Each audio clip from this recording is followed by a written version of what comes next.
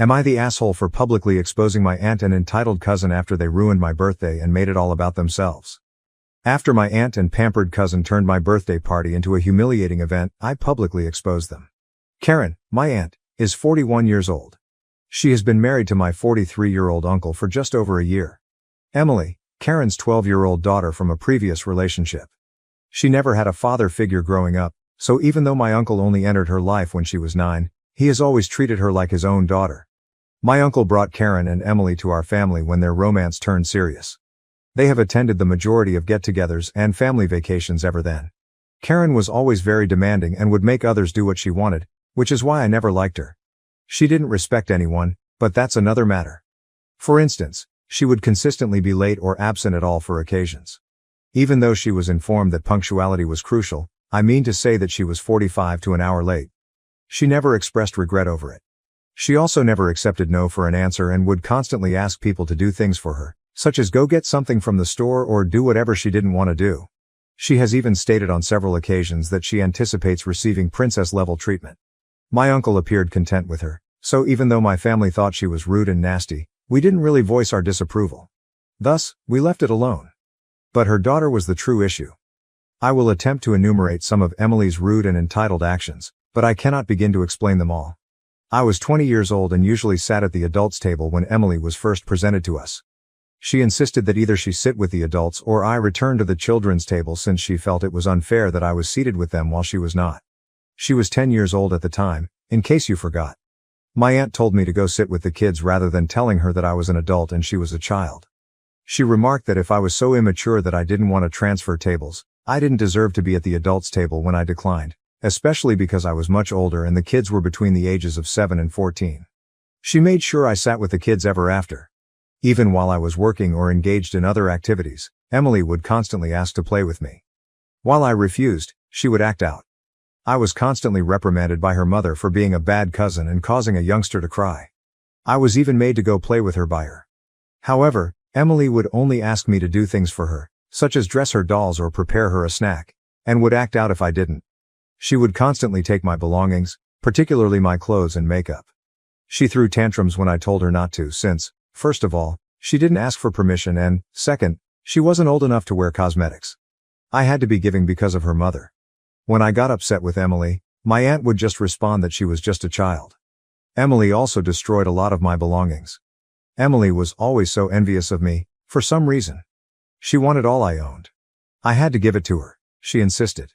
My family threw a party to celebrate my bachelor's degree, but Emily was upset that she wasn't given the same attention or celebration.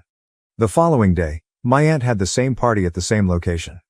Emily would ask her mother for and eventually receive every gift I possessed. Even my birthdays would be centered on her. Since she was only a youngster, I tried to be kind and patient with her. However, as she grew older, her behavior didn't appear to change. She was getting even more entitled if anything. We were celebrating my birthday 2 days ago and that was the last straw for me. Despite the fact that I was born in early May, we decided to hold the celebration in my grandparents' garden in June to ensure favorable weather.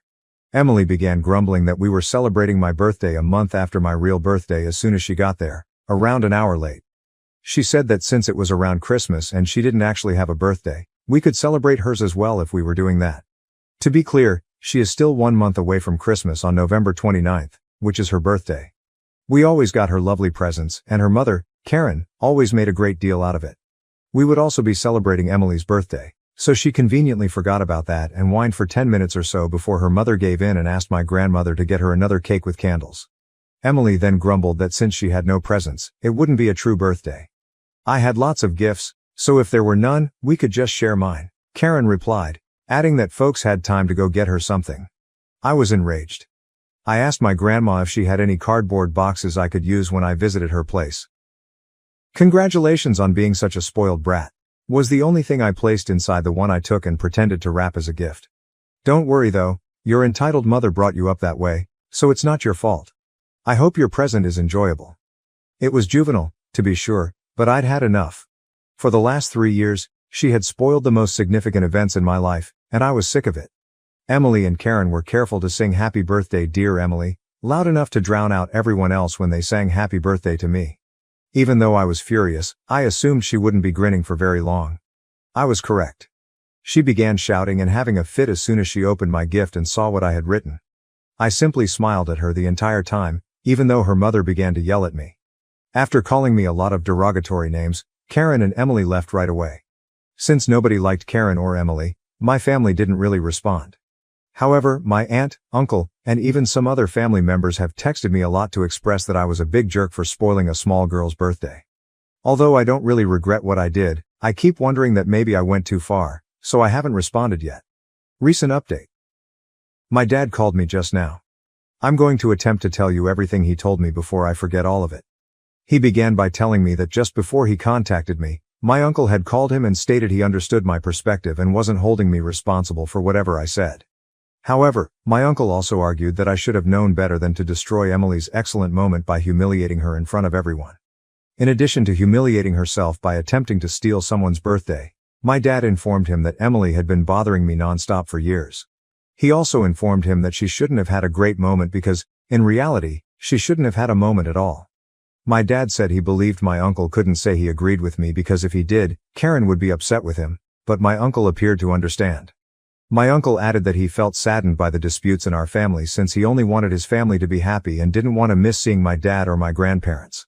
My father retorted that he ought to share that with his wife because, up until she arrived, our family had always been content and drama-free. In order for us to move past this, my uncle instructed my dad to ask me to apologize to Karen and Emily. My father assured him that although he would speak with me, he would support me and understand if I didn't want to apologize.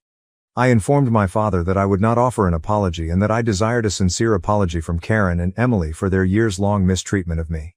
They wouldn't be invited to any events involving me until then, and I would ignore them.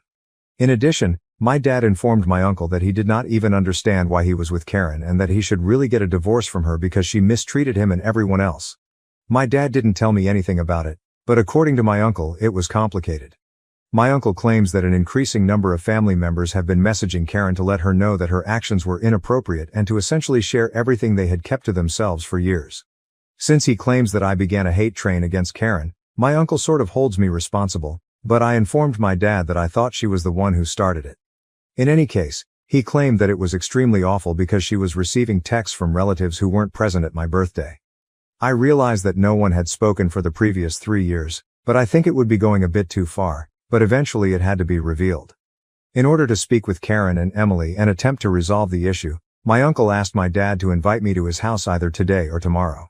I didn't have to go if I didn't want to, according to my dad. I told him that I might go if my parents accompanied me, but I wouldn't go alone because I was sick of being teased by Karen and Emily. I'm not really sure if I should.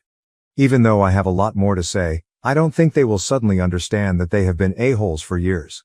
Even if Karen will never change, I also convince myself that perhaps Emily will unlearn such behavior and grow up to be a respectable adult. Additionally, I believe that I need to try to improve things since I think that everyone texting Karen is going a bit too far, and I want things to improve. Really, I have no idea. Shall I leave? Second update. I recently returned from seeing my uncle, Karen, and Emily. But before I tell you how it went, I want to make a few clarifications. Many of you advised me against posting my most recent update since it would only result in an apology and make no difference. But at least I could get it off my chest and stop thinking about it, knowing that I had said what I had to say, even if it didn't alter anything or make them realize how terrible their behavior was. In addition, I had stated that I would only go if my father accompanied me, if we met in a park rather than at their house, if they allowed me to talk without interrupting, and if they didn't anticipate an apology from me. I had also made it clear that if I felt uncomfortable or if any of these requirements weren't met, I would leave. I don't blame anyone for not speaking up earlier, and I don't blame myself for not responding sooner, in response to some of the comments on my previous post. I merely wanted to keep my family harmonious, primarily for the benefit of my grandparents, who value family much and find it really painful when their relatives argue. I don't really regret not saying something sooner, even though I know I could have and perhaps should have. Anyway, let's get to the exciting part. I met them in a park approximately an hour ago and this is how it happened. I had a list of things I wanted to say, which was essentially a rundown of all the times Emily or Karen had acted like entitled brats. I informed them of this and went into great detail about how disrespectful that was. I'm fairly pleased with myself for maintaining my composure the entire time, and they all had the grace to wait for me to complete without interjecting. Thus, it was a good beginning. After I was done, Karen began to argue that I was essentially whining pointlessly because some of the things I had mentioned were really trivial and unimportant. However, I shared with them both minor and major issues since I wanted to share everything that had disturbed me. Karen then acted as though she had only heard me discuss the minor matters, like Emily wanting to try on my makeup, asking me to play with my cousin, or some of the minor remarks they had made about me. I went on to tell her that she was well aware that wasn't the main issue and that if everyone was having the same issues with her, then perhaps we weren't all overly sensitive and she was the real issue. That annoyed her, so she simply stated, "This family doesn't know how to treat newcomers." To which I didn't respond. "You asked for explanations and you got explanations," my uncle said as he entered the room at that point. "Why did you insist on talking to her if you didn't want her to tell you what was wrong?" I believe she simply muttered, "That's it, we're leaving," since she was too surprised to respond. Emily said to me, "Sorry I ruined your stuff in your birthday," before she and her mother departed. I would say that this talk went better than I had anticipated, especially considering my lack of optimism and low expectations. Since her mother didn't perceive the issue, Emily's apologies seemed sincere, though I'm not sure if it was. I am aware, therefore, that she was not asked to apologize. It's okay that Karen didn't see the issue because I didn't anticipate her doing so. Despite the fact that my uncle will likely face consequences, I'm glad he spoke to Karen. "I did well," my dad said, "and we could all go on now that it was over." Update 3. As I indicated in my previous essay, my uncle advised Karen not to come if she didn't want an explanation. I warned him that saying that would get him into trouble at home. Yes, I was correct. My uncle arrived at our house with a suitcase about an hour ago and asked my dad if he could stay with us. After we told him to come, he told us what had happened, and we realized right away that he had gotten into a quarrel with Karen. I'll do my best to recall what I can. After I spoke with them, Karen ignored my uncle for the remainder of the day and gave him the silent treatment when they came home. To be honest, given how manipulative she is, I'm not particularly surprised by that. She knew just how to apologize and make him feel horrible. But my uncle simply took his penalty because he didn't want to apologize. When he heard Karen telling Emily that it was quite acceptable for her to act in such a way and to make demands on other people this afternoon, chaos ensued. In essence, she told her that it simply made her a strong, independent, and determined woman, and that people became irate because they were afraid of that and didn't want her to be in a position of authority. My uncle finally had enough and stepped in, claiming that those who were truly successful knew how to achieve their goals while showing respect for others, and that being disrespectful was not the same as being powerful. In response to his constant defense of his of a niece or something, Karen supposedly became quite irate and began yelling at him. After that, my uncle informed her that what I had told her was true and based on her actual actions. He advised her to alter her conduct and acknowledge that she was the issue if it caused her to feel uneasy and irate. He got weary of her ranting and decided to take a drive because she kept yelling at him. She had placed a bag with some of his belongings in front of the door and locked him outside when he returned. Thus, he visited our home. Since she isn't responding to him right now, he is considering calling a divorce lawyer, which he plans to attempt tomorrow. Karen doesn't respond to calls, even though my grandparents have tried calling her. I regret that I started all of this, but it also eventually helped him see what a horrible person she is. Well done, he. The fact that Emily will only have her mother to teach her right from wrong if they divorce and that she will most likely wind up like her is what saddens me the most.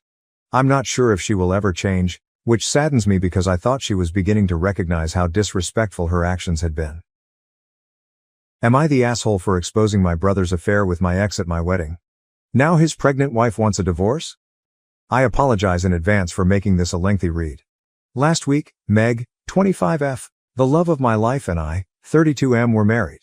The wedding ceremony was lovely, although, to be honest, there was some unnecessary drama.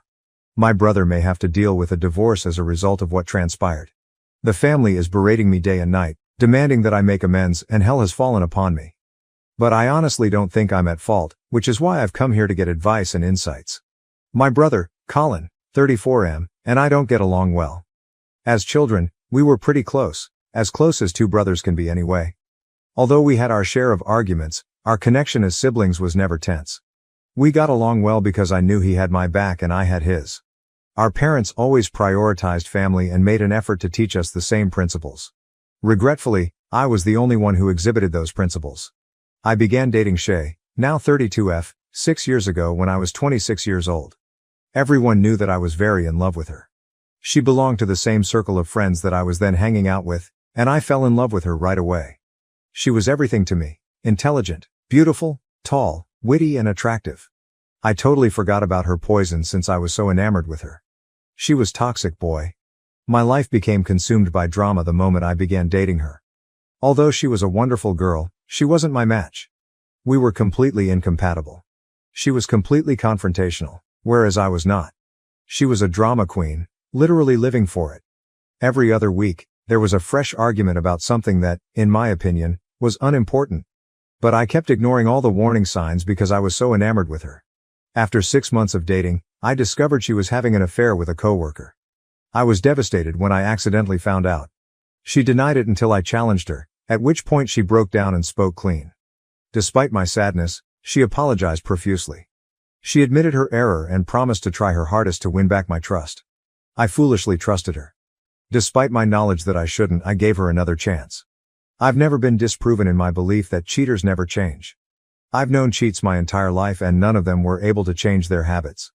Because I thought, or rather hoped, that this time would be different, I gave her a chance despite knowing all of that. I was mistaken. It was all okay for the first couple weeks. I felt that perhaps we could get past the tragedy and start a new life together, so I began to trust her once more. However, after 3 or 4 months, I began to have a persistent sense that something was off. She was behaving suspiciously and shadily. I justified her actions because I lacked evidence and didn't want to think she was cheating once more. However, the sensation persisted. At last, I asked her if she had anything to tell me or if something was happening. She got defensive and accused me of having unfounded suspicions about her. She claimed that in order to save her time in trying to regain my trust, I should have informed her if I'd decided never to trust her again. She deceived me into thinking I was being suspicious. I trusted her. Weeks went by with no change in her behavior. I started secretly checking her phone since the overanalyzing was making me nuts. I should have realized the relationship was over at that moment. I had absolutely no faith in her. I should have left even if I hadn't discovered anything because I believed she was capable of cheating. However, I'm happy I pried because I discovered something that fundamentally altered my life, and it hasn't been the same since. It took me a long time to realize what was going on, but when I did, I felt like I had been hit in the face. In essence, she had been unfaithful to me for some time, but not just with anyone. She was seeing Colin instead of me. When I saw those texts, I was hurt as I had never been before. The worst kind of betrayal came from the two individuals who were meant to be the closest to me. What I was reading was unbelievable. All it did was make me want to cry uncontrollably and drop on my knees. Shay came in at that point and noticed me using her phone. She became irate with me, accusing me of violating her privacy. I just threw the phone against the wall, hurried out and showed her which chat I had open. I believe I spent 3 or 4 hours walking. She contacted me a few times, but I never picked up. She forced Colin to phone me after realizing I wouldn't be speaking to her. I wasn't having any of it when he called once and texted me a few times with phrases like, "I want to explain, and it's not what you think." I wasn't going to reject my own eyes, and what I had witnessed was sufficient evidence. When I got home, I texted Shay to tell her to come get her belongings from my house the next day. She called me once more, but I didn't pick up. I was numb for the following few days. I didn't speak with anybody. I was thankful when she arrived, gathered her belongings and departed without making a scene. After that, Colin made no attempt to get in touch with me, and how could he? After what he had done, what could he possibly say to me? I called my folks a week or so later and explained all that had transpired. In addition, I informed them that Colin was deceased and that if he were still alive, I would not be returning home. Although they were upset with the circumstance, they initially stood by me. I liked that they even went up to Colin. According to what I understand, Colin became defensive and said that he and Shay were in love, but my parents didn't agree. I was appreciative of their help during those initial months. I stopped talking to Colin altogether and began going to therapy. I came to understand how toxic Shay was to me during treatment. At that point, I started to think that this whole situation was perhaps a blessing in disguise. Although it was extremely painful, it prevented a terrible future for me. I eventually moved on from that episode, but I never spoke to Colin again and never forgave him. I met Meg a few months later, and the rest is history. When we first started dating, our relationship was calm and pleasant, very different from the turbulent one I experienced with Shay. It wasn't until we decided to get married a few years later that I told my family about Meg. She was fully aware of my predicament with Colin and my reluctance to introduce her to my family. My folks were overjoyed when I eventually presented her to them and announced our engagement. They expressed their happiness and complimented me. They did, however, Add that this was a chance to patch things up with Colin. I felt hurt and astonished. Given that I had moved on and Colin and Shay were no longer together, my mother proposed that we move on as brothers and leave the past behind us. I informed her that I would never forgive Colin for betraying me, but I made an effort to remain courteous. It was about my brother's ability to do something so terrible to me, not about Shay. Mom became irate and said that Colin and I had to be together because we were brothers. I informed her that Colin had shattered the connection of allegiance, which should be reciprocal. Whether or not to forgive him was up to me. When things became heated, Dad stepped in and told Mom to stop talking. Despite her reluctance, she was obviously upset. Mom even attempted to get Meg involved in the awkward dinner in the hopes that she would persuade me to make amends. Meg, however, merely stated that she believed I would make the best choice for me and that I would, if at all, forgive Colin when the time was right. By now, Mom was virtually enraged. She had this idealistic vision of our family as it was and will always be, and I'm not sure why or how she believed that I would simply forget this and move on.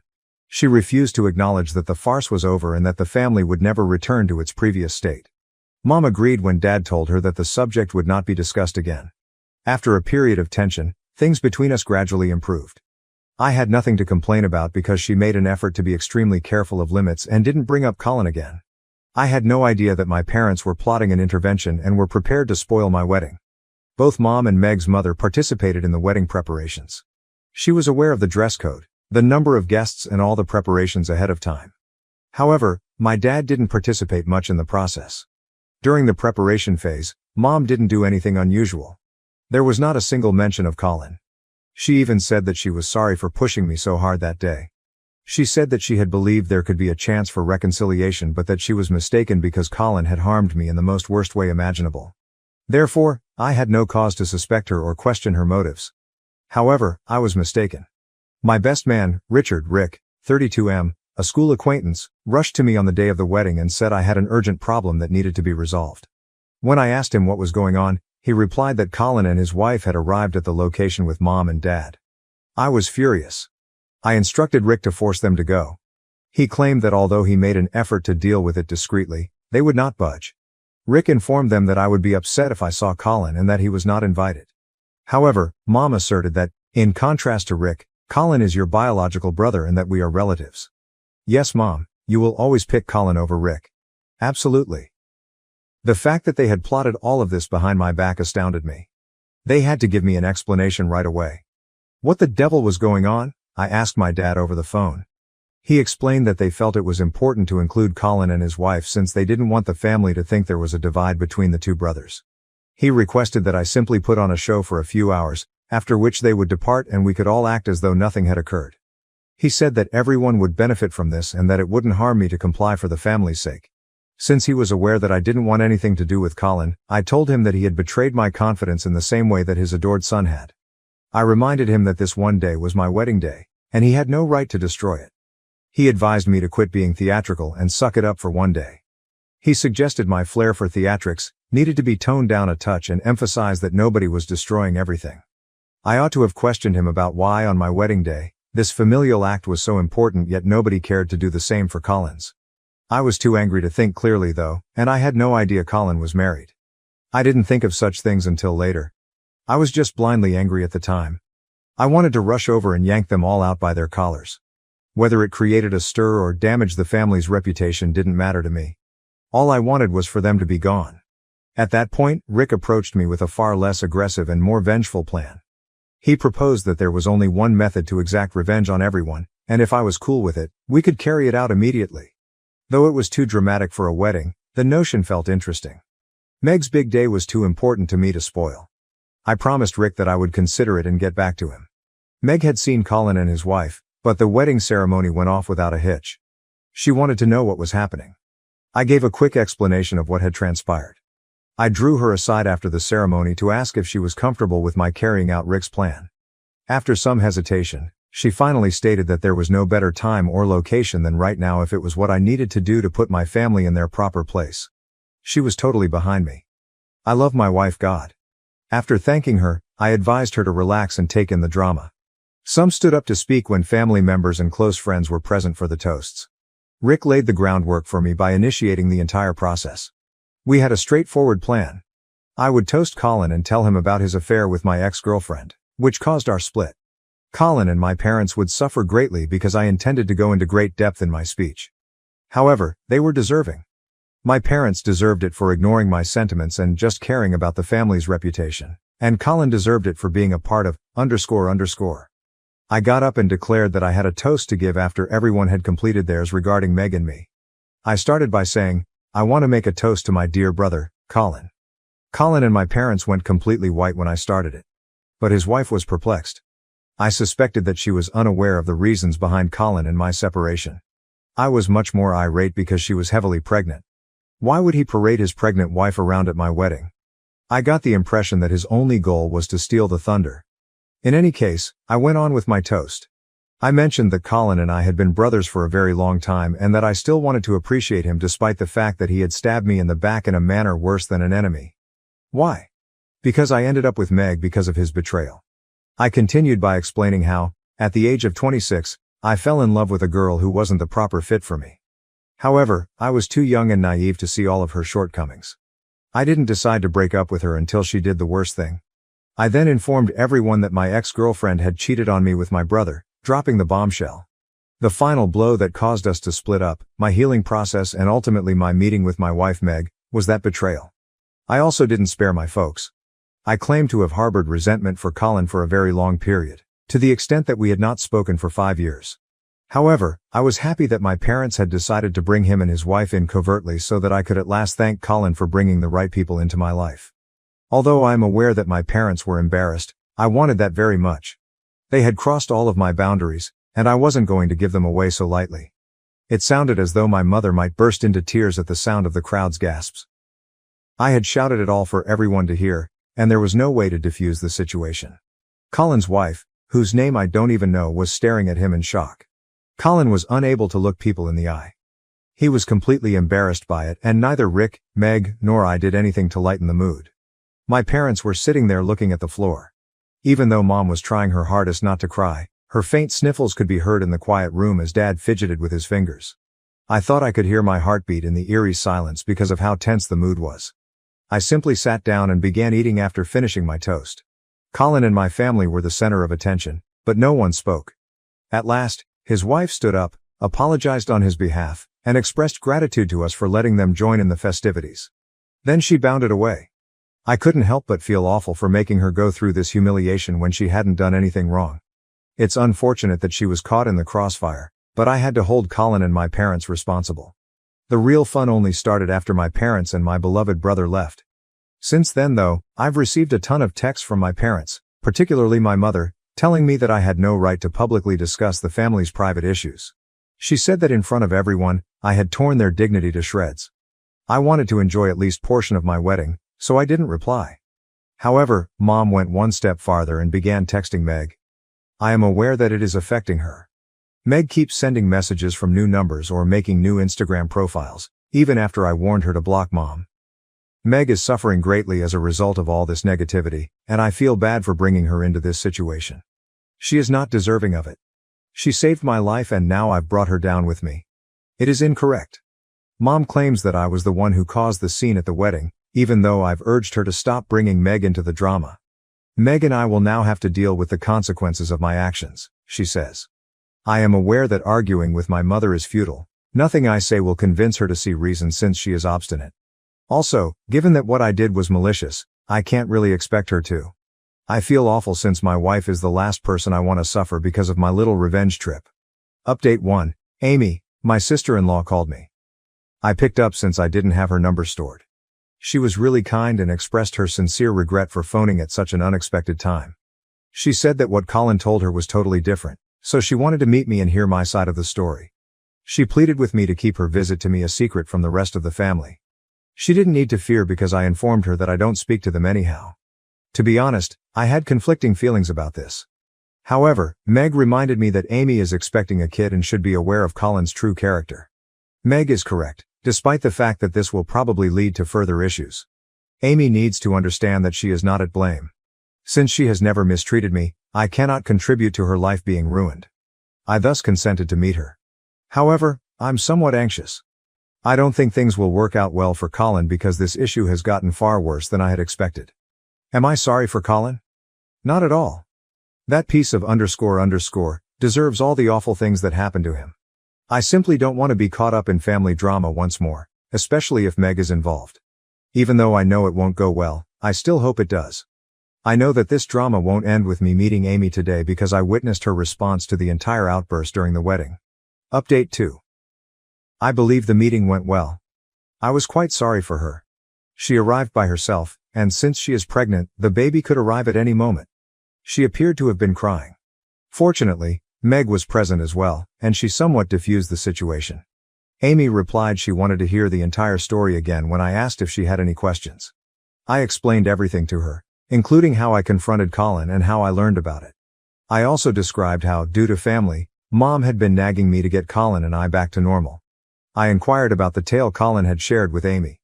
According to her, Shay fell in love with Colin despite his claims that we were just friends. He claims that I ended our friendship because I couldn't admit that I had always harbored feelings for Shay. Colin claimed that he and Shay didn't start dating until a year after I stopped communicating with her, and even then, their time together was short. That was a total falsehood, I told Amy. I never cared to inquire or find out how long they dated, so I was unaware of it.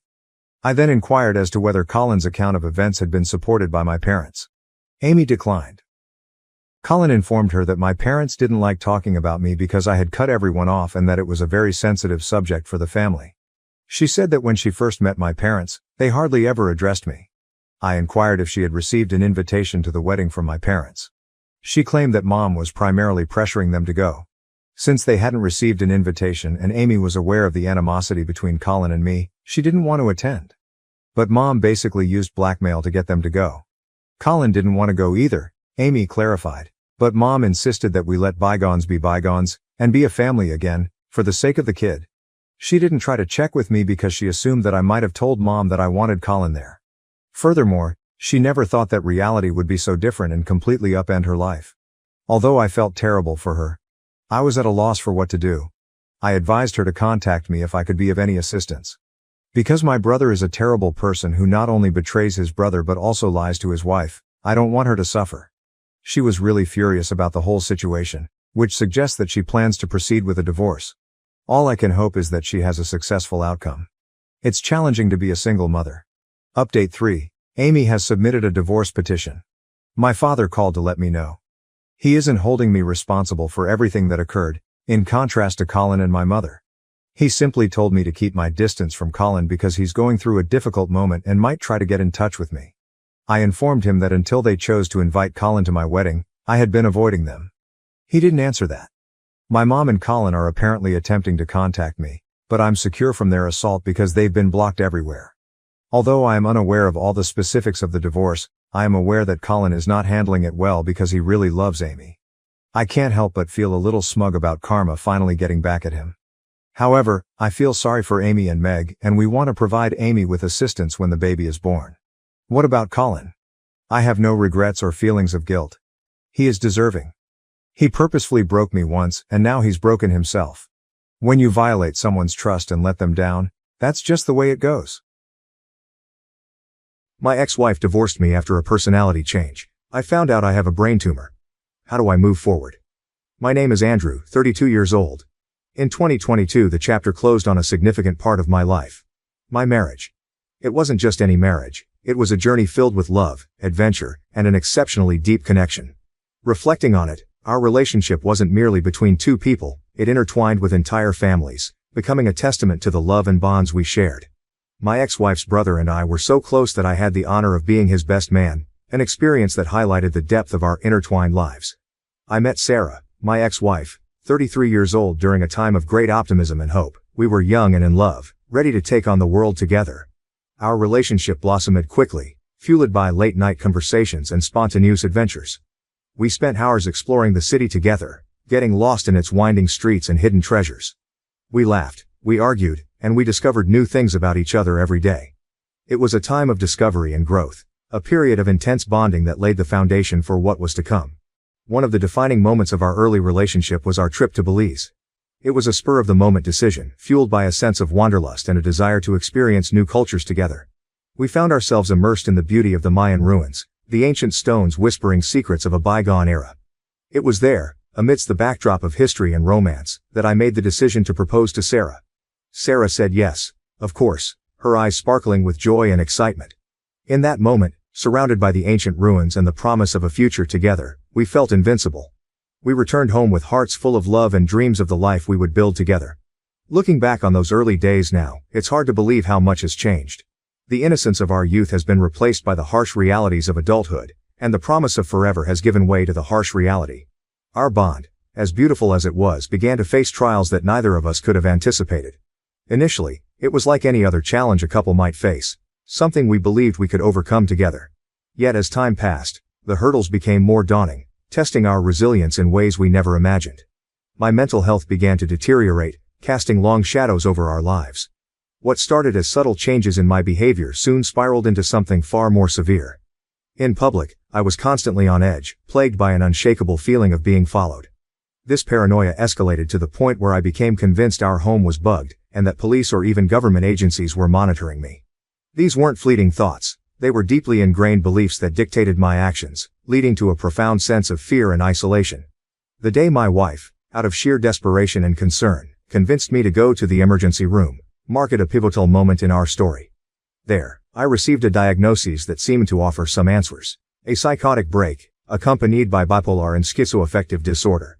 This diagnosis was a double-edged sword. On one hand, it provided a name to the chaos that had taken over our lives, but on the other, it brought a new set of challenges and questions about the future. Despite these difficulties, my wife stood by me, embodying patience and compassion.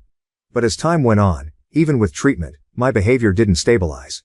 It was as if the essence of who I had always been was slipping away, replaced by someone we both didn't recognize. This transformation wasn't just internal, it manifested in actions that were out of character for me. I started lying and turned to substance abuse, a stark departure from my previous lifestyle of social drinking and the occasional recreational use of weed. It was a downward spiral, one that seemed to pull me further away from the person I once was and the life we had built together. I knew I was treading on thin ice when I started dabbling with drugs behind my wife's back. But somehow, the thrill of it all seemed to override any rational thought. Stupid, I know. And now facing the consequences, I can't help but feel like the biggest jerk on the planet. The day she found out was like a nightmare unfolding in slow motion. I could see the anger bubbling beneath the surface as she stared at me, her eyes narrowing into icy slits. It was a look I never wanted to see directed at me, yet there it was, burning into my soul. She didn't even need to say anything. Her silence spoke volumes, echoing with disappointment, betrayal, and hurt. My stomach churned with guilt as I tried to come up with some feeble excuse, but the words caught in my throat like a noose tightening around my neck. Then came the explosion. The torrent of words, sharp as knives, lashing out at me with a force that left me reeling.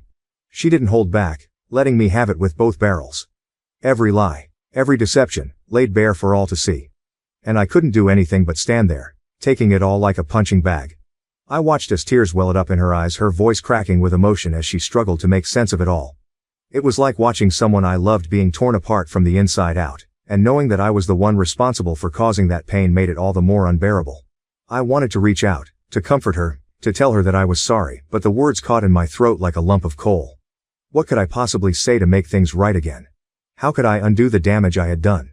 The silence that followed was deafening, stretching out between us like an unbridgeable chasm. I could feel the weight of her gaze bearing down on me, heavy with disappointment and disbelief. And in that moment, I knew that things would never be the same again. Days turned into weeks, and still, the rift between us remained. Every attempt at reconciliation seemed to only drive us further apart, like ships passing in the night. I could see the pain etched into her every movement, hear it in the way her voice trembled whenever she spoke to me.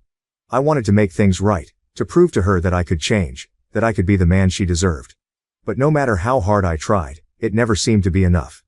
The trust that had once bound us together had been shattered beyond repair, leaving nothing but a hollow emptiness in its wake. And so, I found myself trapped in a never-ending cycle of guilt and remorse, haunted by the memory of her tears and the sound of her voice breaking as she uttered those words that cut me to the core. How could I have been so blind, so selfish, to jeopardize everything we had built together? I wish I could turn back the clock, to undo the mistakes of the past and start afresh. But life doesn't work that way, and all I can do now is live with the consequences of my actions. Eventually the strain became too much. The day my wife told me she wanted a divorce was a day I'll never forget. It was a moment filled with a profound sense of loss, not just for the partnership we had, but for the future we had envisioned together. In the aftermath, I tried to maintain some connection with her family, particularly her brother, who had tried to support us both. But over time, even that connection faded, leaving me more isolated than ever. Friends and family gradually distanced themselves, a response to the ongoing turmoil and additional revelations that came to light. In their eyes, and perhaps rightfully so, I had become a pariah. The year that followed was one of deep reflection and struggle. I grappled with the consequences of my actions and the reality of my situation. I checked myself into rehab, determined to reclaim my life and rebuild what I had destroyed. The first few days were the hardest. Detoxing was hell, both physically and mentally. Every fiber of my being screamed for a fix, but I refused to give in. The counselors and therapists at the facility became my lifeline, guiding me through the darkest moments with compassion and understanding. Group therapy sessions forced me to confront the demons I had been running from for so long. I shared my story with strangers who quickly became confidants, realizing that I wasn't alone in my struggles. Together, we leaned on each other for support, finding strength in our shared experiences. As the days turned into weeks, I began to see glimpses of the man I used to be. The man Sarah fell in love with. Clear-headed and focused, I tackled each challenge head-on, determined to emerge from this ordeal a better version of myself. However, things didn't go as smoothly as I had anticipated. Jobs came and went, and I found myself barely scraping by, a stark contrast to the stability I once took for granted.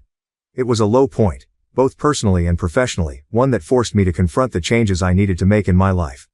Amid this turmoil, there were glimmers of hope. I managed to invest in property. Investing in property was a turning point for me. It felt like finally gaining solid ground after years of uncertainty. The process wasn't easy, and there were moments when I doubted if I could pull it off. But with determination and perseverance, I made it happen. Owning property provided a sense of stability and security that I had longed for. It was a tangible asset, something I could hold on to and build upon. Watching the value of the property grow over time was incredibly satisfying, knowing that I had made a smart investment for my future and for my family. But beyond the financial benefits, owning property gave me a sense of pride and accomplishment. It was a symbol of how far I had come from the depths of addiction, proof that I was capable of building a better life for myself and my loved ones. A new companion, a little pup named Archie, brought a sense of comfort and purpose to my days. Therapy became a beacon of light, offering insights and coping mechanisms that slowly helped me navigate the complexities of my situation. After everything gradually stabilized, I found myself facing unexpected health issues. Headaches became a daily occurrence, a constant throb in the background of my life. Riding the elevator triggered dizzy spells, leaving me disoriented and unsteady on my feet. Concentrating for too long brought on pounding headaches, as if my brain was protesting the effort. Even driving became a challenge, with persistent ringing in my ears adding to the discomfort. At first I brushed off these symptoms as mere inconveniences, attributing them to the stress I had endured and my erratic eating habits. I convinced myself that I was simply feeling weak, a side effect of everything I had been through. But as the days turned into weeks and the symptoms persisted, I began to worry. However, because I was too busy, I did not make an appointment to see a doctor. The revelation came like a thief in the night, unexpected and life-altering. It was during a routine business trip, one of many I'd taken in the recent months as I tried to rebuild the semblance of a normal life, that the world as I knew it came crashing down. One minute I was navigating through the bustling airport, the next I was on the ground, consciousness slipping away like grains of sand through my fingers. Waking up in the hospital was a disorienting experience. The sterile white of the room, the beep of machines monitoring my vitals, and the concerned faces of medical staff hovering over me. It was a stark contrast to the life of constant movement I had been leading. The confusion was palpable, the fear, a silent companion as I tried to piece together what had happened. The journey to diagnosis was fraught with uncertainty. Initial tests were inconclusive, leading to more questions than answers. My medical history, a tapestry of misdiagnoses and treatments for mental health issues, painted a complex picture that puzzled the medical team. Yet it was the insistence of a keen-eyed doctor, who noticed the peculiarities in my symptoms and history, that led to the decisive MRI scan. The scan revealed the unexpected culprit, a brain tumor, nestled in a part of my brain where it had been orchestrating the chaos in my life from the shadows. The moment of revelation was surreal. Sitting in the dimly lit office, the images of my brain displayed on the screen, I listened as the doctor explained the nature of the tumor. It was benign, they believed, but its location had been impacting my behavior and mental health in profound ways. The words brain tumor echoed in my mind, a stark contrast to the previous labels I had been given. My initial reaction was one of shock, quickly followed by a flood of relief. For years I had been a prisoner in my own body, my mind a battlefield of paranoia, erratic behavior, and unexplainable emotions. To have an explanation, a tangible cause for the turmoil, was a liberation I hadn't expected. It was as if the pieces of a puzzle had suddenly clicked into place, offering a clarity I had been seeking for so long. My mind wandered to my ex-wife, to the life we had shared, and to the dreams we had for the future. Could the unraveling of our marriage have been avoided if this diagnosis had come sooner? The thought was haunting, a bitter reminder of the fragility of life and the impact of what lies hidden within us. In the immediate aftermath of my diagnosis, a flood of emotions and thoughts besieged me. There was an undeniable urge to share this significant discovery with my ex-wife and her brother, not for the sake of rekindling lost connections but to offer them an explanation, an insight into the chaos that had dismantled the life we once cherished together. Yet, as I dwelled on this impulse, the complexities of such an action became increasingly apparent. The pain, confusion, and upheaval that my behavior had inflicted were not wounds easily healed, and my reemergence, regardless of the intentions behind it, risked reopening scars that had perhaps begun to mend. The bond my ex-wife and I shared was once unbreakable, forged in the fires of shared dreams, laughter, and love.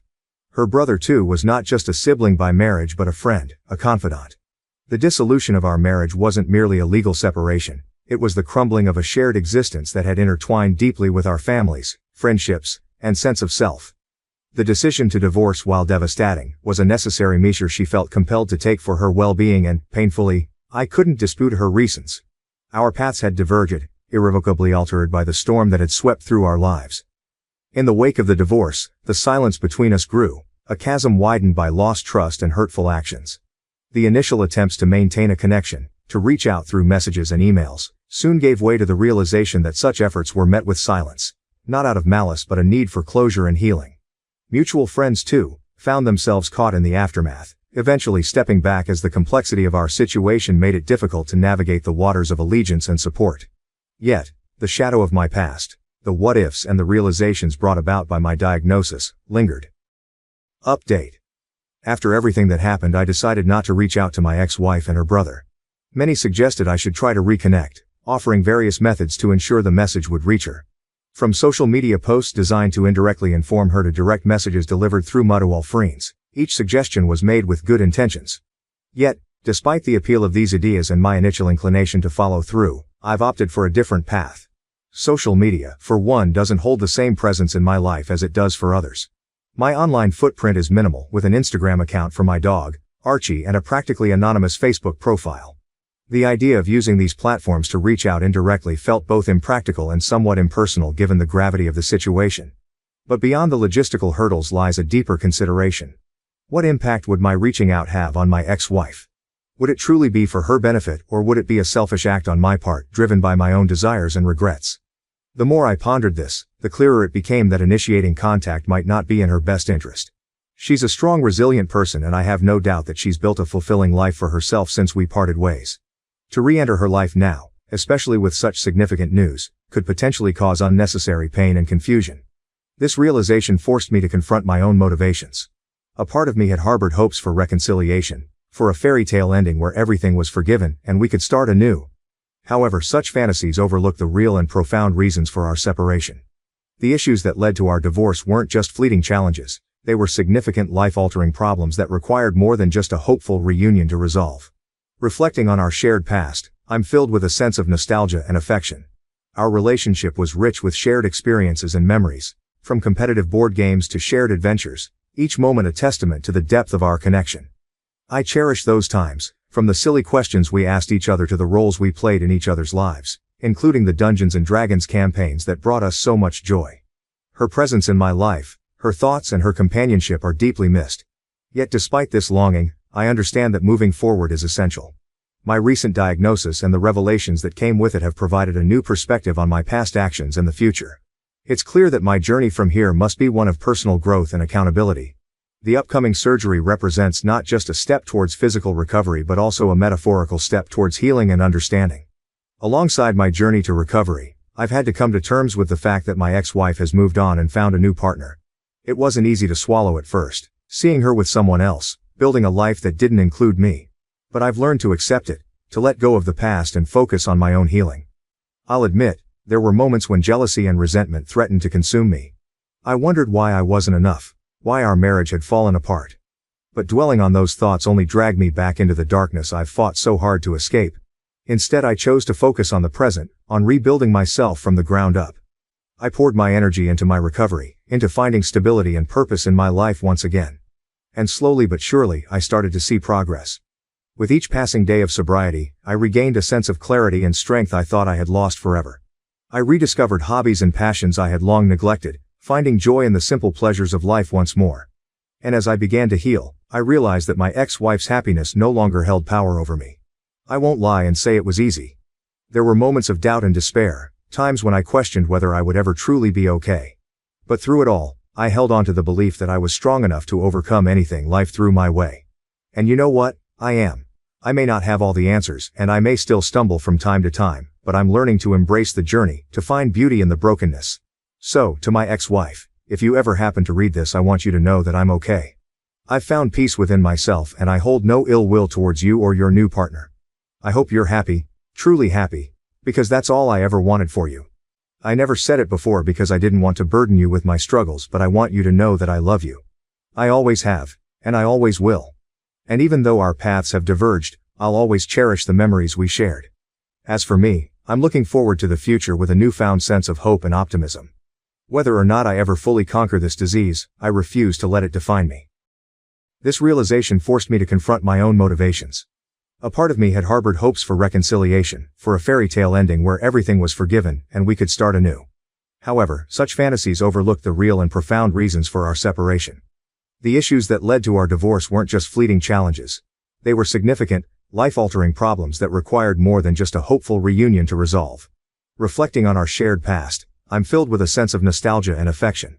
Our relationship was rich with shared experiences and memories, from competitive board games to shared adventures, each moment a testament to the depth of our connection.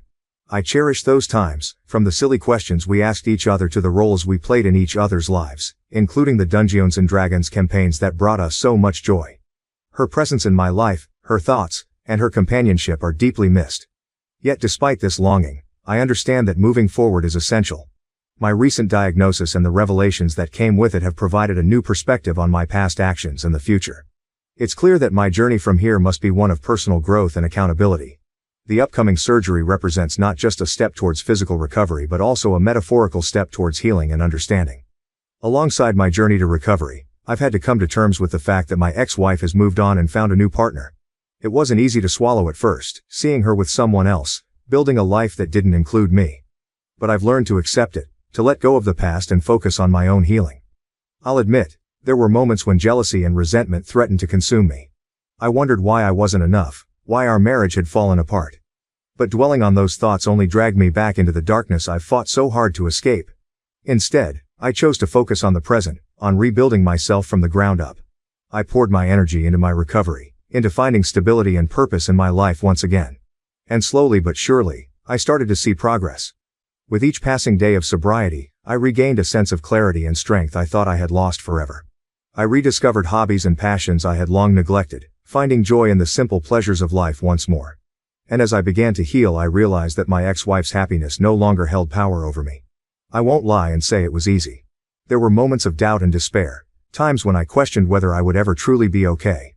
But through it all, I held on to the belief that I was strong enough to overcome anything life threw my way. And you know what? I am. I may not have all the answers and I may still stumble from time to time, but I'm learning to embrace the journey to find beauty in the brokenness. So, to my ex-wife, if you ever happen to read this, I want you to know that I'm okay. I've found peace within myself, and I hold no ill will towards you or your new partner. I hope you're happy, truly happy, because that's all I ever wanted for you. I never said it before because I didn't want to burden you with my struggles, but I want you to know that I love you. I always have, and I always will. And even though our paths have diverged, I'll always cherish the memories we shared. As for me, I'm looking forward to the future with a newfound sense of hope and optimism. Whether or not I ever fully conquer this disease, I refuse to let it define me. I choose to live each day to the fullest, to find happiness in the small moments, and to love fiercely, just as I always have. In the meantime, life continues to move at a relentless pace. Job opportunities have arisen, presenting new challenges and decisions, and my recent property purchase adds another layer of complexity to my situation. Each of these developments, while stressful, also brings a sense of purpose and progress. As I navigate this busy period, I find myself feeling optimistic for the first time in years. The prospect of what lies ahead, though uncertain, is invigorating.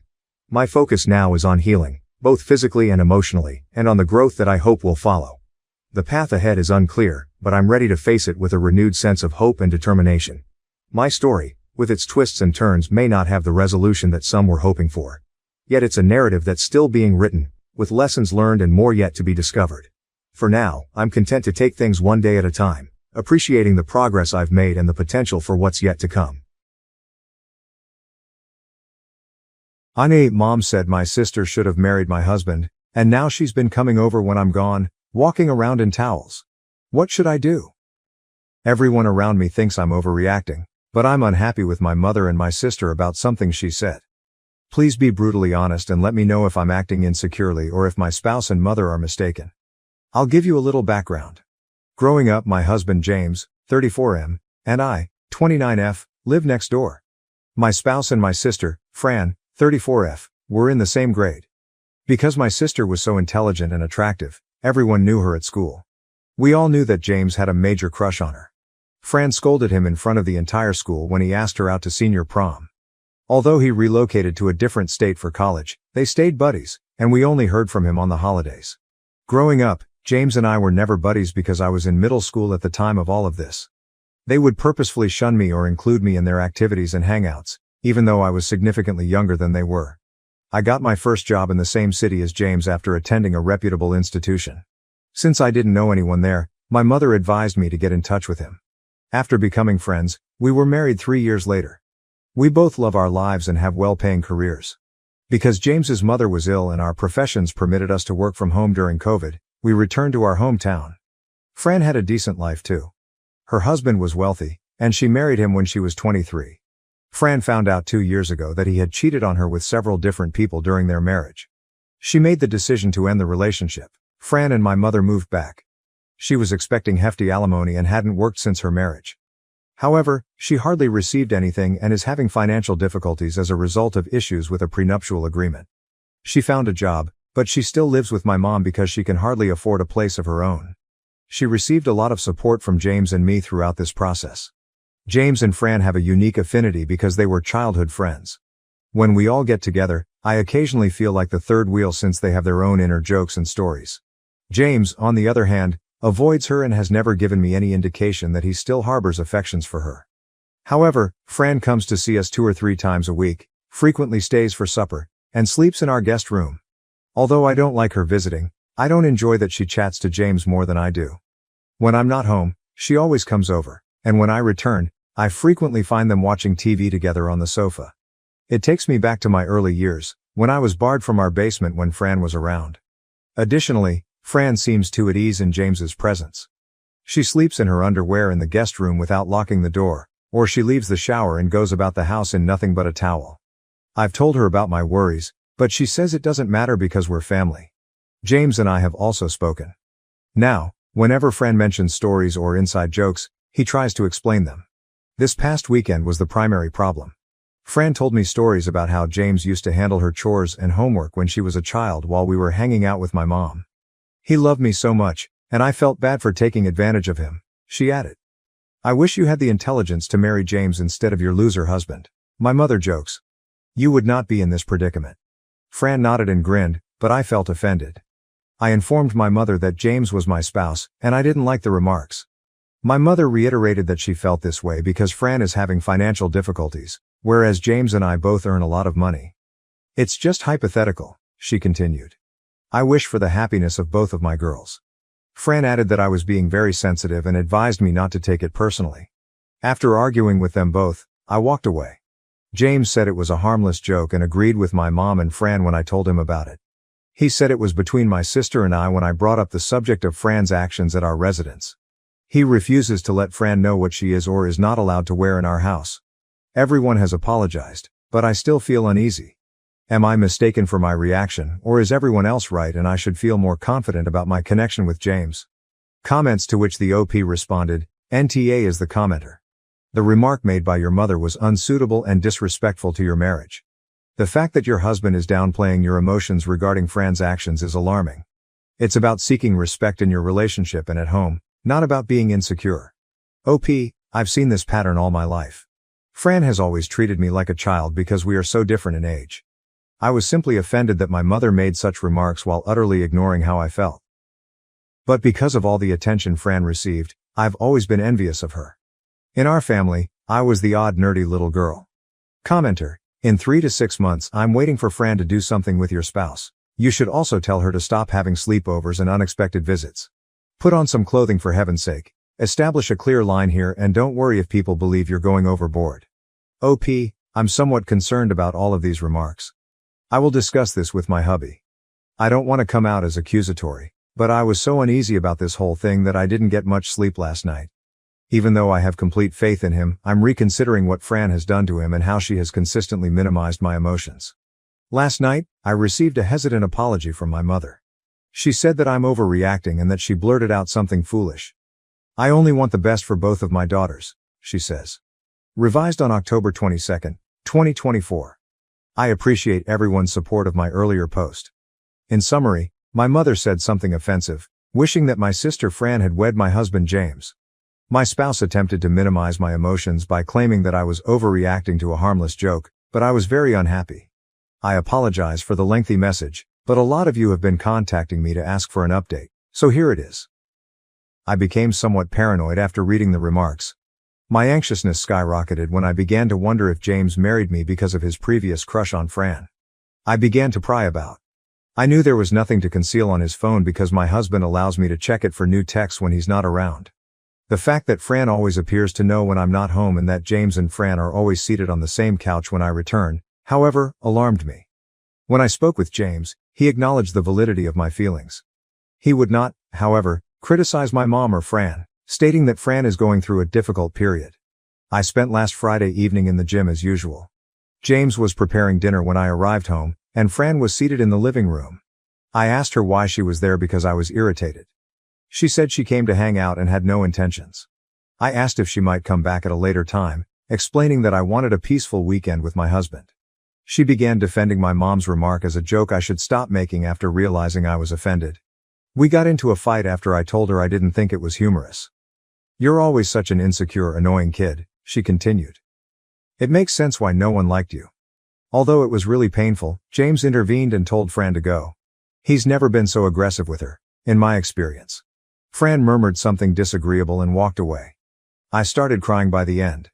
James comforted me, but I was so distraught that I stayed in our room by myself the night. I jotted down a list of topics I wanted to talk about with James the following morning. I was able to better arrange my thoughts thanks to your remarks. After reading the comments, I began to wonder if James married me because I looked like Fran's sister or because he felt insecure about me. I talked to James about my fears and worries during a lengthy conversation we had in high school. I described how I feel when he spends so much time with Fran when she comes to visit and how they laugh about it together. I questioned him about his affections for her. He remained composed and grinned throughout. He promised to be truthful, but he urged me not to hold it against him afterwards. He said that he knew Fran had taken advantage of him during their time together at school as she was aware of his feelings for her.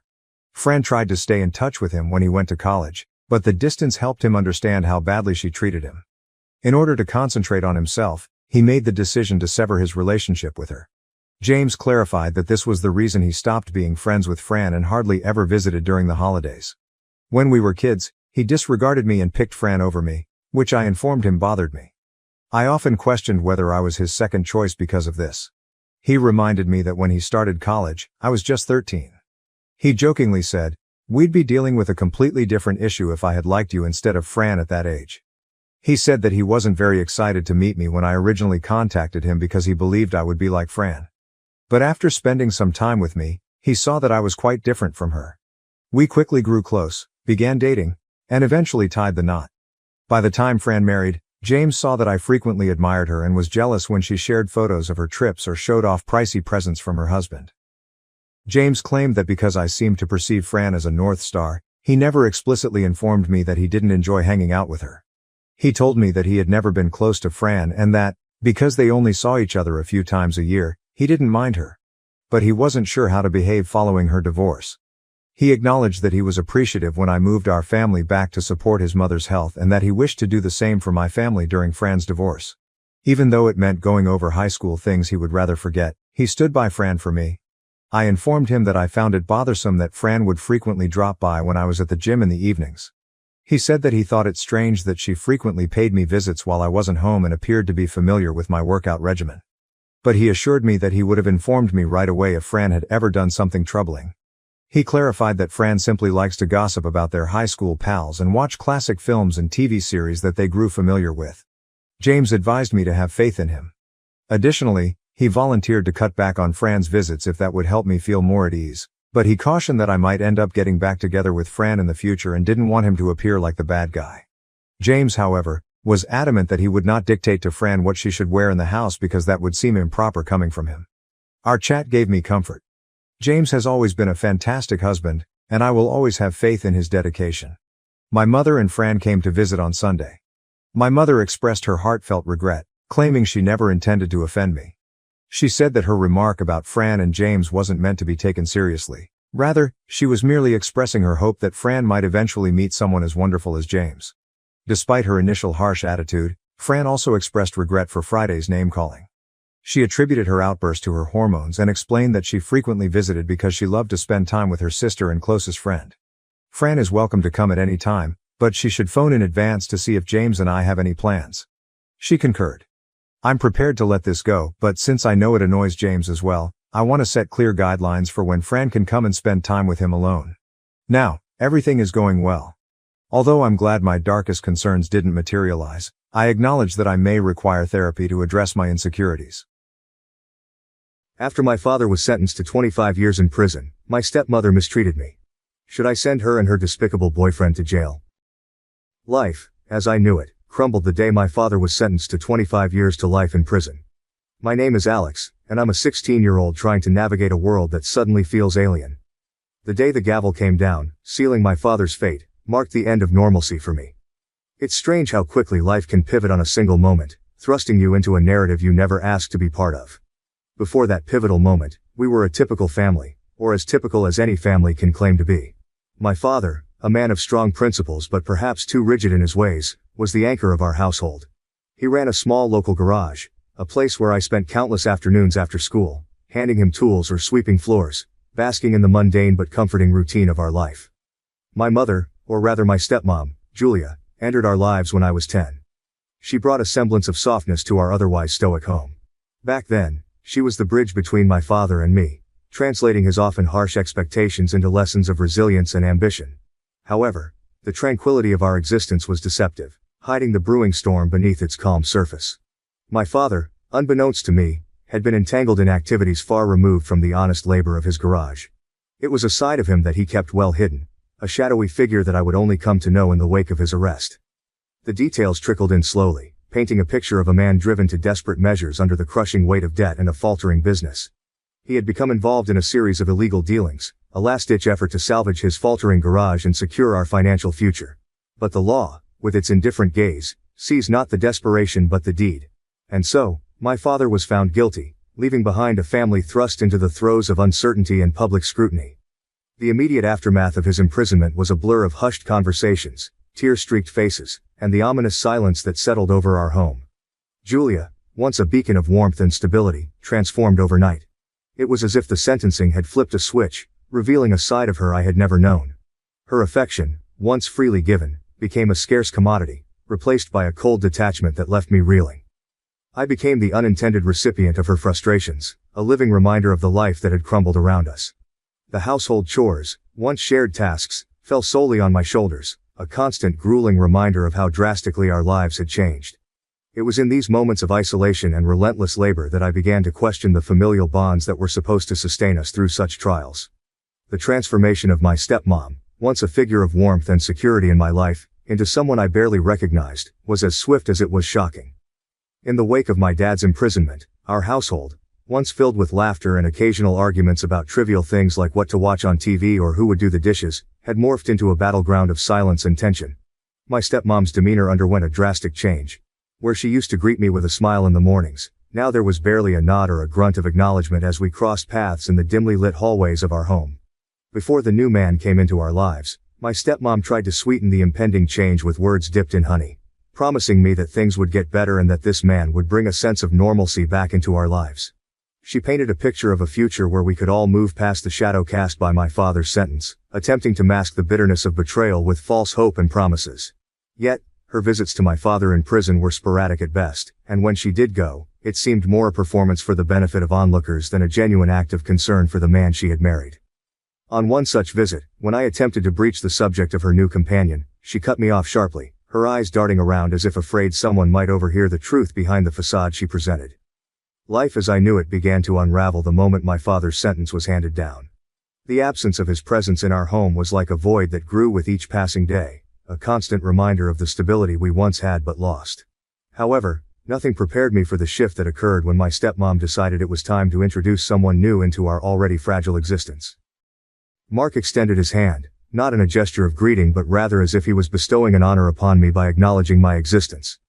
"So, this is the little F word you were talking about," were the first words he chose to speak, his voice dripping with disdain. The smile on my stepmom's face faltered for a moment, but she quickly recovered, laughing it off as though it was the most natural thing in the world to insult her stepson upon first meeting. I stood there, taken aback, not by the insult, but by the realization that this was the man my stepmom had brought into our lives, into our home, with the expectation that I would accept him. My height, which towered over his by a few inches, seemed to be the only shield I had against the diminutive nature of his character. As he walked past me to survey the house, his eyes scanned each room with a covetousness that made my skin crawl. I followed him, curious yet cautious, until he stopped abruptly, turning to face me. "You got a problem?" he asked, his eyes narrowing. "No," I replied, my voice steady despite the rapid beating of my heart. "Do you need help finding something?" That's when it happened. Faster than I could react, Mark reached out, grabbing my arm and twisting it behind my back in a painful grip. The shock of the sudden assault rendered me momentarily helpless, but survival instincts kicked in. With all the strength I could muster, I kicked backward, hitting him on the leg. His grip loosened just enough for me to break free, and with one more push, he stumbled backward, falling to the ground. The sound of the fall seemed to echo through the house, and within seconds, my stepmom was by our side. But instead of concern, her eyes blazed with fury directed not at Mark, but at me. "What the hell do you think you're doing?" she screamed, grabbing me by the arm and pulling me towards the door. I tried to explain, to tell her that Mark had attacked me first, but my words fell on deaf ears.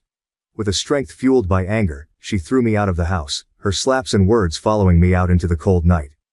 "After your dad got arrested, you became nothing more than a low-level bullshit that no one cares about," she yelled, the door slamming shut behind me, leaving me alone in the darkness. The slap from my stepmom echoed in my ears, a sound that marked the severing of whatever fragile bond we had left. My cheek stung, a physical manifestation of her betrayal and anger towards me. In a daze, I stood outside the door, my mind racing with confusion and hurt. I couldn't understand how things had escalated to this point, how the woman who had been a part of my life for so long could turn on me so quickly. I remember apologizing, my words a desperate attempt to mend the rapidly widening rift between us. "I didn't mean to," I began, but my apology was cut short by another slap, her hand striking my other cheek with a force that left me speechless. The door slammed shut, leaving me in a silence that was louder than any words could ever be. Standing there, in the cold dark night, I called out, hoping for a semblance of reason to pierce through the madness. The door opened, but it wasn't my stepmom who answered. It was him, Mark. The man who had ignited this firestorm with his mere presence.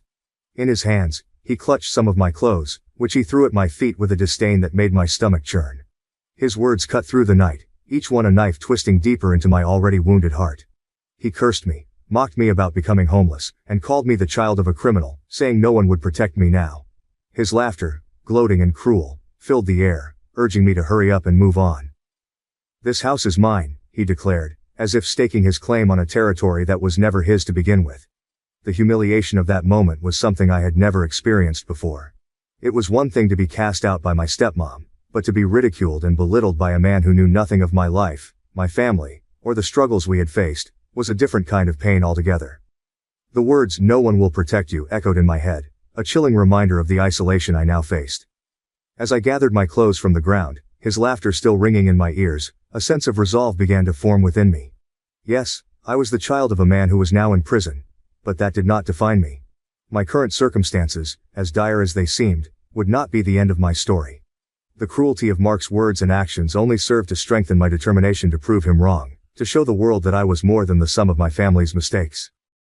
I wrapped the clothes around me, a meager shield against the cold, and took a step away from the house that was no longer a home. With each step, I felt a mixture of fear and defiance. Fear of the unknown, of the challenges that lay ahead, but also defiance against those who would see me fail, who took pleasure in my suffering. The road ahead was uncertain, filled with obstacles and trials, but I knew I had to face them head on. I couldn't allow the words and actions of others to dictate my worth or my future. I was alone, yes, but I was also free. Free from the toxic environment that had sought to break me. Free to make my own choices and carve out my own path. As I walked, the laughter and curses faded into the background, replaced by a quiet determination. I didn't know where I was going, but I knew I couldn't stay here, in the shadow of a home that had turned its back on me. The journey would be difficult, but it was mine to make, and I would face it with all the strength I had. The cold bit into my skin, but it was the words, the betrayal, that chilled me to the bone. As I walked away from the house, the home that no longer felt like mine, I couldn't help but wonder how things had come to this. My stepmom, the woman who had been a part of my life for years, had chosen a stranger over me, had thrown me out into the night without a second thought. The walk to the police station was a blur, my mind racing with thoughts and emotions I couldn't fully comprehend. When I finally arrived, shivering and with the beginnings of frostbite nipping at my fingers, I was met with a kindness I hadn't expected. The officer at the desk listened as I recounted the events of the evening, his expression one of concern rather than judgment. He didn't question my actions, didn't blame me for defending myself. Instead, he took immediate steps to ensure my safety, offering me a place to stay until we could figure out what to do next. As I sat in the warmth of the police station, the events of the night replaying over and over in my mind, I couldn't help but feel a sense of isolation. My stepmom's actions had drawn a line, making it clear where her loyalties lay. The betrayal stung, leaving me with a myriad of emotions that I couldn't quite sort through. Anger, sadness, confusion, all swirled within me, creating a tumultuous storm that I had no idea how to navigate. The only thing I was certain of was that my life had taken a dark turn, one that I would have to face head on, regardless of the uncertainty that lay ahead. In the aftermath of that night, the reality of my situation began to settle in. My relationship with my stepmom, already strained by the loss of my father to the prison system, had fractured beyond repair. The home I had known, the life I had lived, had been irrevocably changed by the actions of a man I had just met and the woman who had chosen him over her own family. Determined to seek justice, I decided to take the matter to court. In the courtroom, the tension was palpable as the trial began. I sat in the back row, feeling a mix of anxiety and nervousness rising within me. Next to me was my lawyer, who had been my steadfast companion throughout the preparation for this trial. They had helped me gather evidence, plan our strategy, and understand my rights. The trial began as the judge entered, and everyone stood. After the judge sat down and the room settled, the prosecutor started presenting the case. They laid out the evidence of my stepmother and her boyfriend's abuse, including police reports, photos, and testimonies from me and witnesses. The prosecutor called me to the stand. Before stepping up, I took a deep breath, trying to calm myself.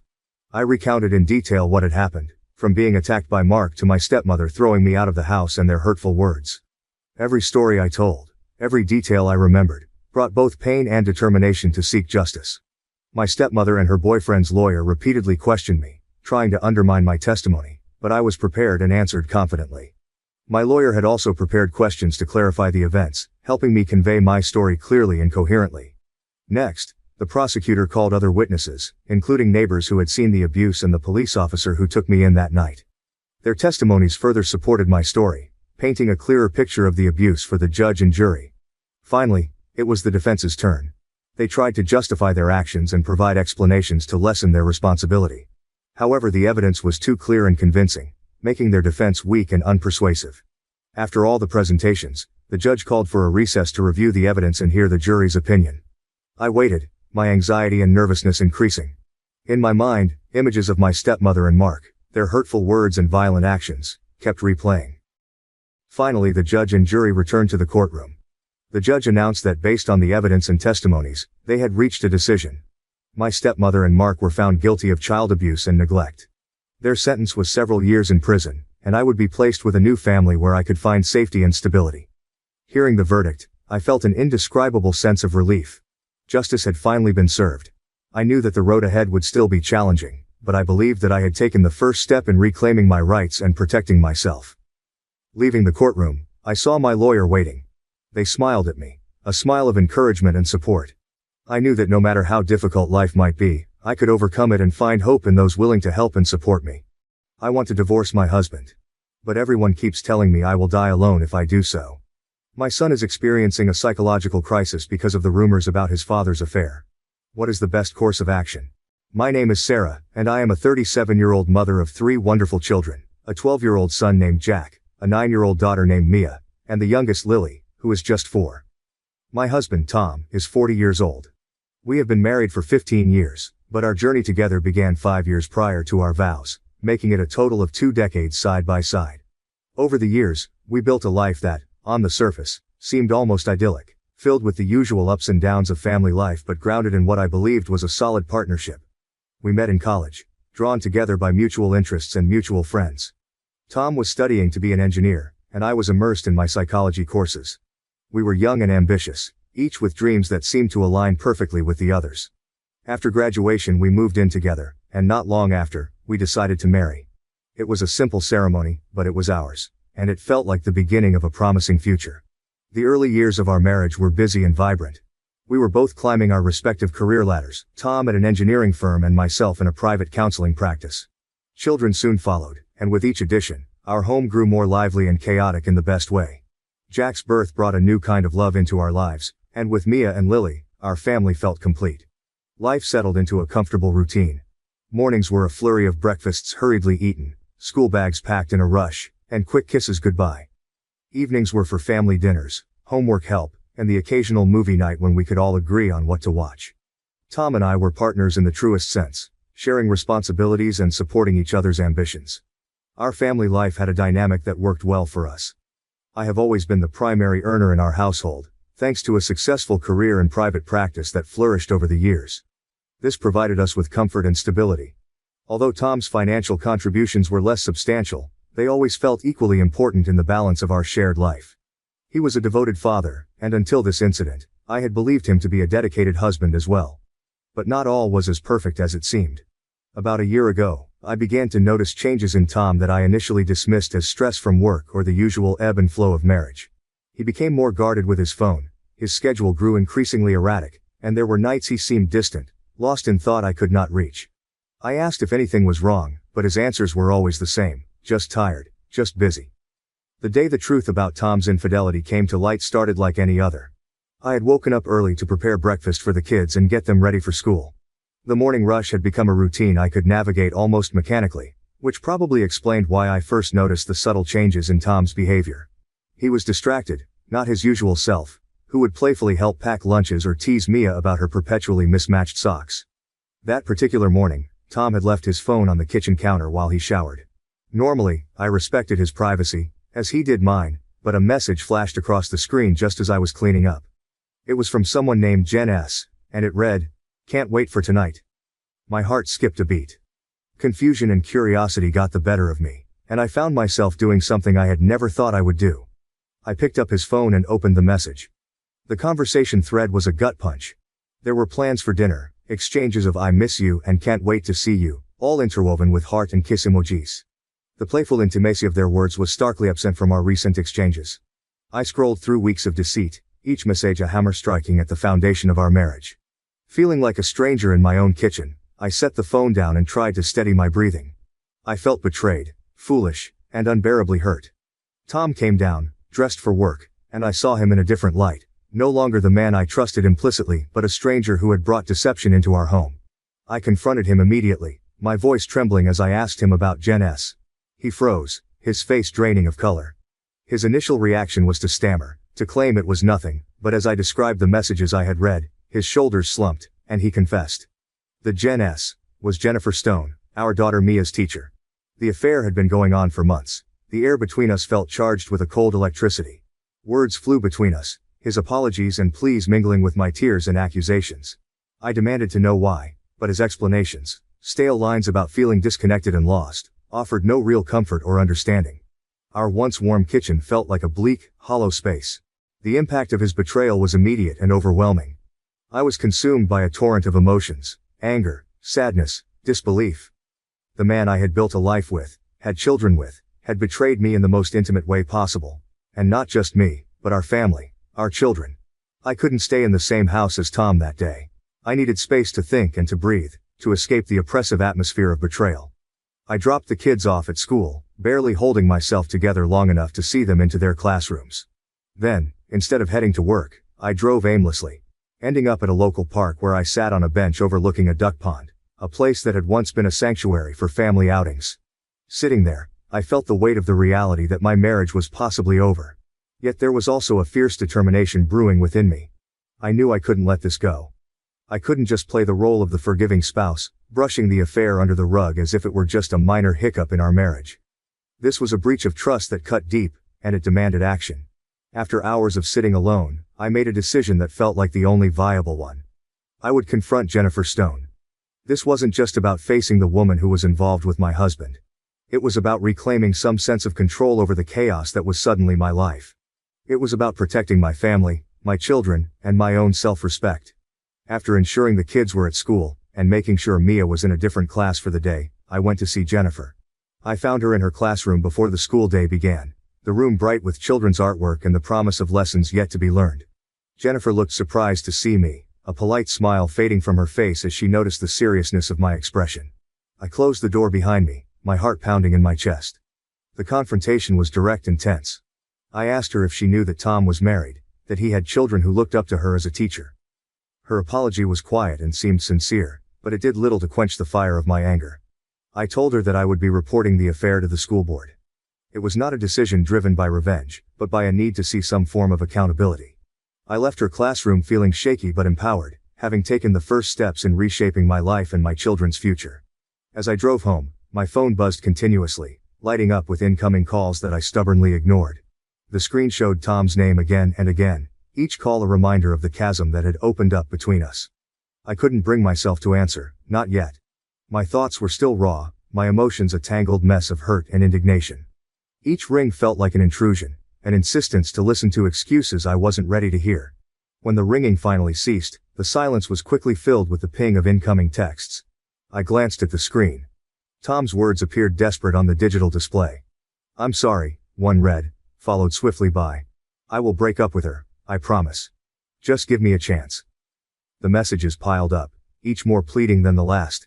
He promised disengagement, swore it was over. "You know how much you and the kids mean to me." Now, as I drove, his words churned through my mind. Was this plea for forgiveness rooted in a genuine realization of his mistake, or was it motivated by the fear of losing the comfortable life we had built? I pondered his sincerity, weighed against the practical aspects of our life together. Could a man who feared the loss of a lifestyle be trusted not to stray again if the opportunity presented itself under less dire circumstances?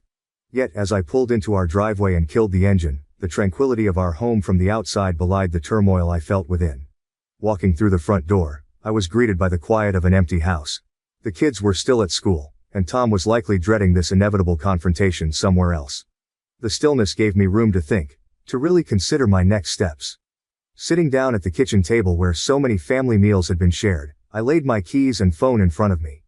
Tom's texts continued to light up the screen intermittently, each message a thread attempting to sew up the tear in our relationship. I thought about what it would mean to give Tom another chance. Could trust genuinely be rebuilt from such a betrayal? Was I willing to invest more years in a relationship that might never regain its former strength? These were not questions that could be answered in the heat of emotion.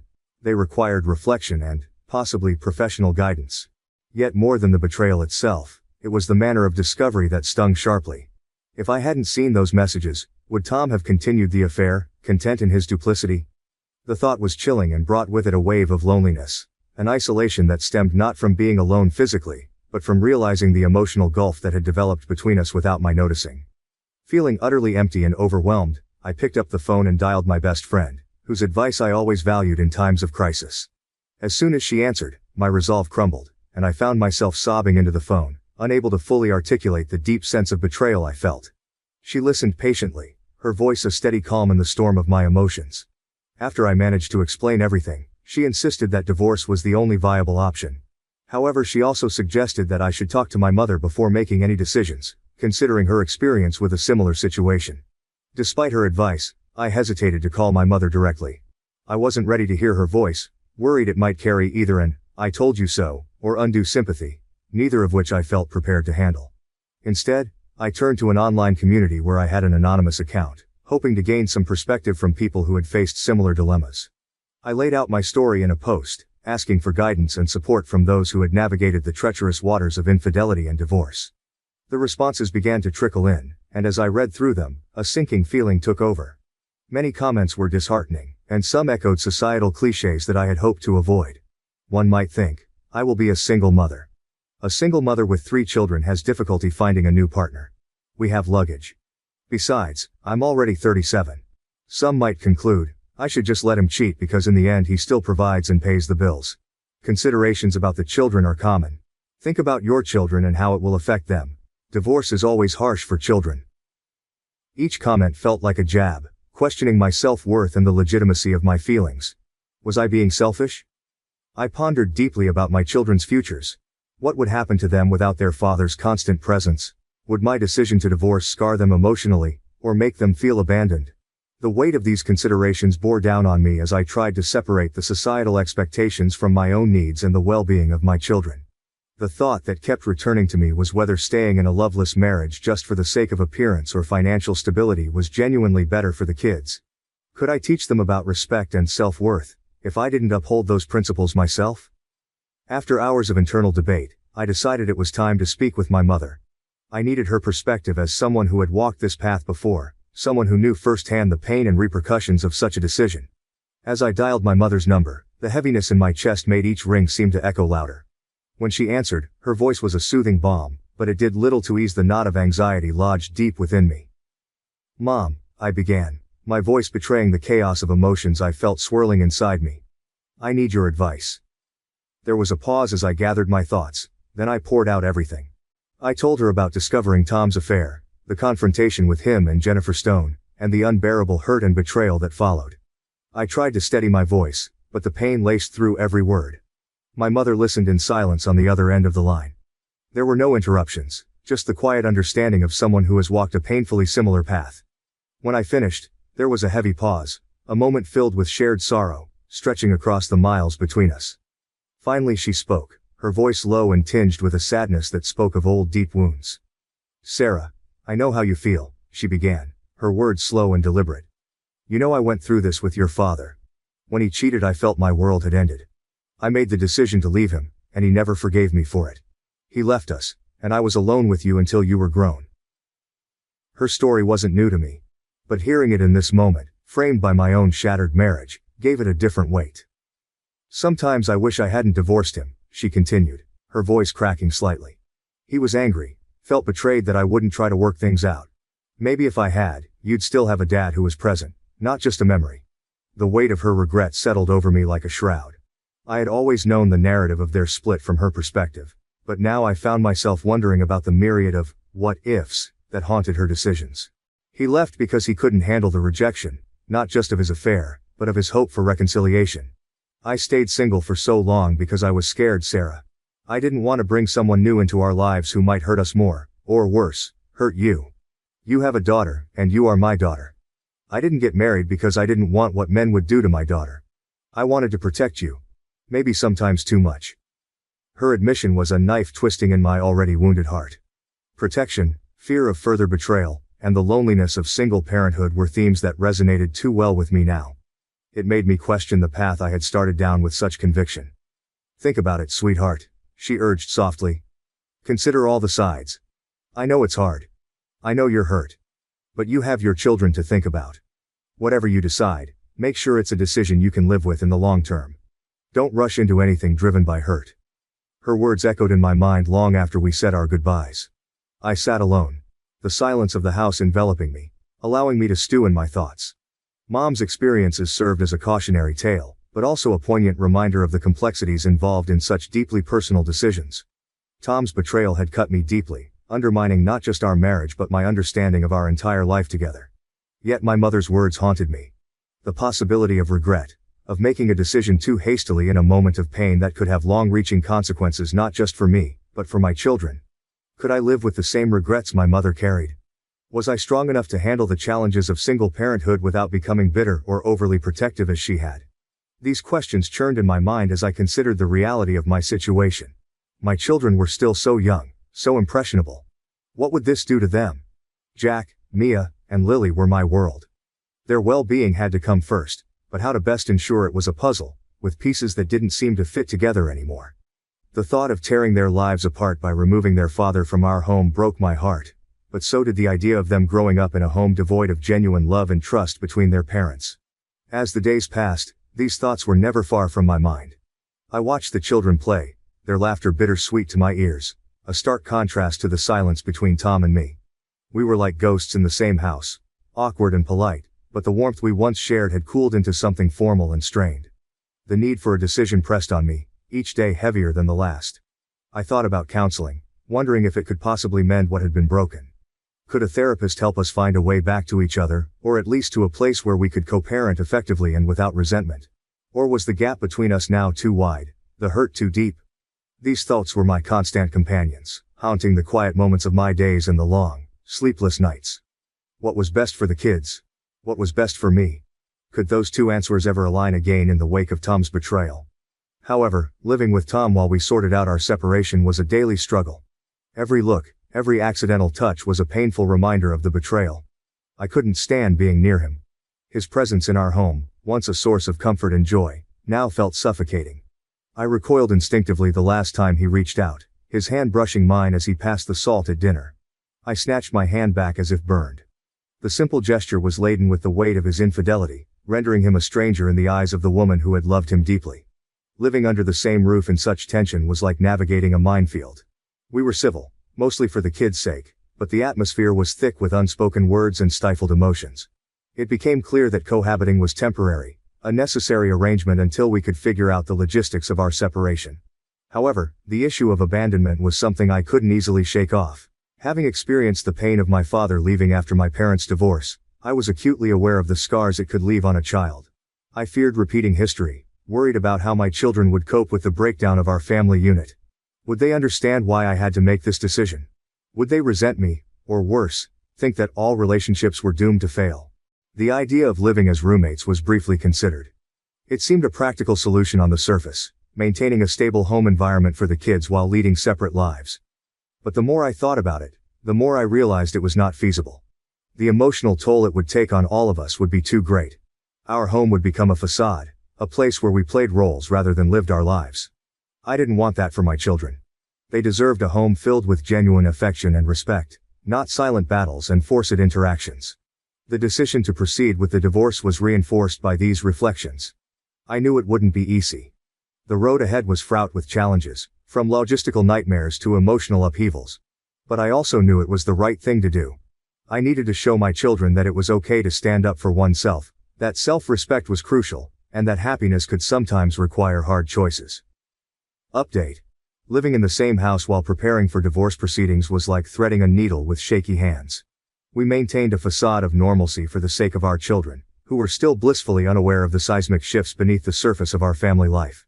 This delicate balance was further complicated when I had to undergo LASIK surgery. The procedure meant I couldn't strain my eyes with activities like watching movies or reading for 48 to 72 hours, and even everyday tasks became challenging due to the need to avoid dust and pressure on my eyes. In the days following my surgery, Tom took on a role that I hadn't seen him fill in years, if ever so fully. He managed the household chores, from dusting to cooking and laundry. He was attentive, gently reminding me to take my eye drops and checking in to make sure I was comfortable. For a brief moment, it felt like the old days, when our partnership seemed solid and loving. I found myself wondering if this was the man I had fallen in love with, who had somehow re-emerged amidst our current turmoil. However, these thoughts were fleeting. I couldn't help but remember that this level of care and cooperation was uncharacteristic for Tom, especially in recent years. When I had been bedridden with the flu last winter, he had hardly lifted a finger unless prompted, and loudly at that.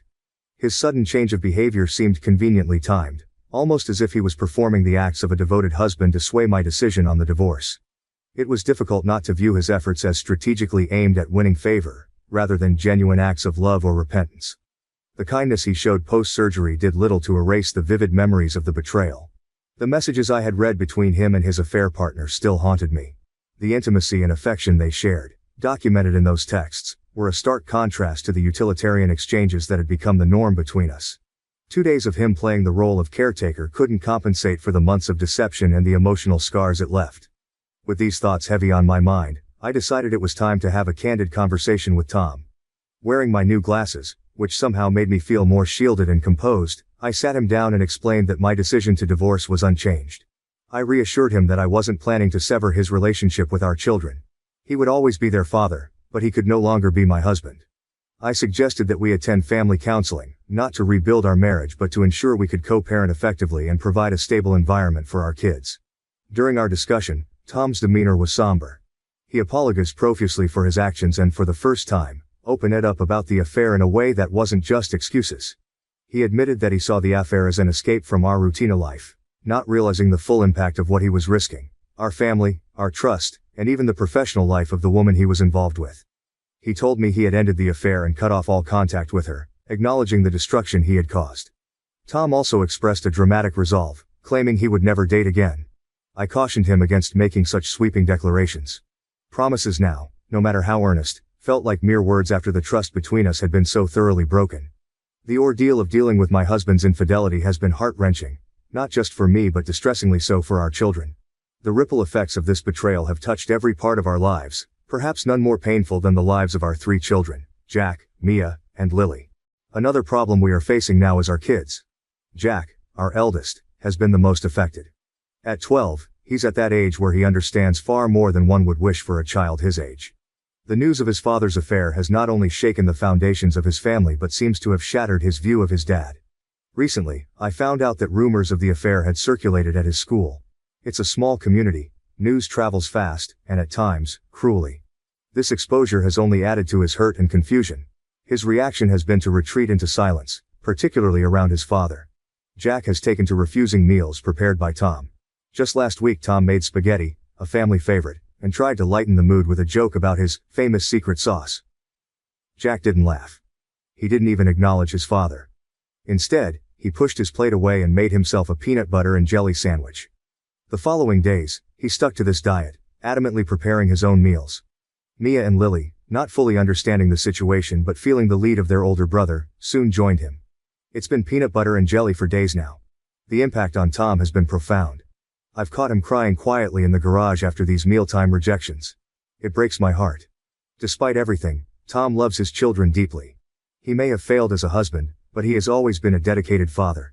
He coaches Jack's soccer team, he's been there for every ballet recital Mia reluctantly participated in, and he's the first to get up at night when Lily cries out from a bad dream. I understand the children's reactions. They feel betrayed by their father's actions, which have disrupted the only world they've ever known. But at the same time, I don't want them to lose their father, to wrap their young hearts in bitterness. This is a crucial moment, and how we handle it could affect their ability to trust and form relationships for the rest of their lives. I've thought about reaching out for professional help.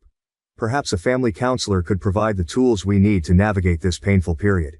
Jack, in particular, might benefit from talking to someone who could offer him a neutral ear and wise guidance. Tom and I have discussed this, even in the midst of our own tumultuous feelings. We agree that regardless of the future of our marriage, we need to be co-parents first. Our priority is, and must always be, the well-being of our children. We are considering starting with some family therapy sessions. Though Tom and I are in the midst of a divorce, we need to find a way to work together to help our children adjust to this new reality. This is not just about getting through the day-to-day anymore. It's about laying a foundation for our children that shows them that even in times of deep hurt and betrayal, there can be healing, there can be forgiveness. Not necessarily for the sake of reconciliation between the parted spouses, but for the ongoing relationship between a father and his children, and indeed, for the children's future selves. To anyone who might read this and has gone through similar struggles, any advice on how to handle these situations, especially with children of varying ages, would be deeply appreciated. How do you maintain the delicate balance between acknowledging their feelings of betrayal while also fostering forgiveness, not for the sake of the parent who wronged, but for their own future emotional health? This is the question that occupies my thoughts day and night as we try to piece together a new kind of normal. Arrogant boss fires expert, leading to £800K project disaster. Sweet revenge unfolds, but the story ends in tragedy. Who am I? Do you know? It backfires on an egotistical manager when a $800,000 project goes off course because he sacked an invaluable staff member. First of all, this never happened to me. I was with the individual when they got a call concerning this problem. Then he walked me through it all. He is not on Reddit, hence I am sharing it. It is valuable. Every name has been modified to guard corporate and personal identities. The plot depends much on listed structures. There is a mechanism in place in the UK for maintaining historic and significant constructions. A building deemed historically significant is referred to as a listed building. The guidelines for its evolution, preservation, and enhancement are rather rigorous. I have to be obscure about the labor involved. Else, it would be too simple to name the people engaged. David, a buddy of mine, is quite specialized in a very small field of building. Using a very ancient building technique not used for several millennia, he fixes and renovates buildings. His whole output focuses on listed buildings and conservation projects. Work needed on a Grade 1 listed property. ACC Limited, the major contractor, was handling the building generally. There is quite specific study on one aspect. The architect provided a list of suitable candidates as the contractor management knew no one who had done it. The contractors selected my friend since he was most available early on. 5 days into the project, the major contractor, ACC Limited, arrived on site. David's words? He was a boisterous gobshite throwing his weight about. David ignored him while he was merely working. One of his carpenters was directed by the boisterous gobshite to make him coffee. The carpenter vanished. The noisy gobshite kept prowling and grumbling about delays costing him a lot of money. The boisterous gobshite asked my pal a question 15 minutes after the carpenter vanished. "Where's that chippy with my coffee?" asked a noisy gobshite. Chippy = carpenter. Chippy = carpenter. "David, I'm not clear." "Go and find out," a noisy gobshite says. "David, I'm only here for this job," gesturing at the walls. "I work for ACC Limited, not for you." Noisy gobshite. "It makes no difference if you're an employee or a subcontractor. You still are working for me. Now go and locate my coffee." David, "First of all, I find it offensive to be spoken to like manners. Second, my contract with you is to do these walls, nothing else. I most definitely am not a gopher." Noisy gobshite. "Oh, do you not value being spoken to in such a manner? For which subcontractor do you now work?" David, "None. I run my business alone, just me." Noisy gobshite. "A day laborer. And you have the guts to address me in such a manner? Do you know my name?" David, "Sure." "Well, you're fired," a noisy gobshite says. "Get out of the premises right away." David says, "Okay. Just get off the site," says a noisy gobshite.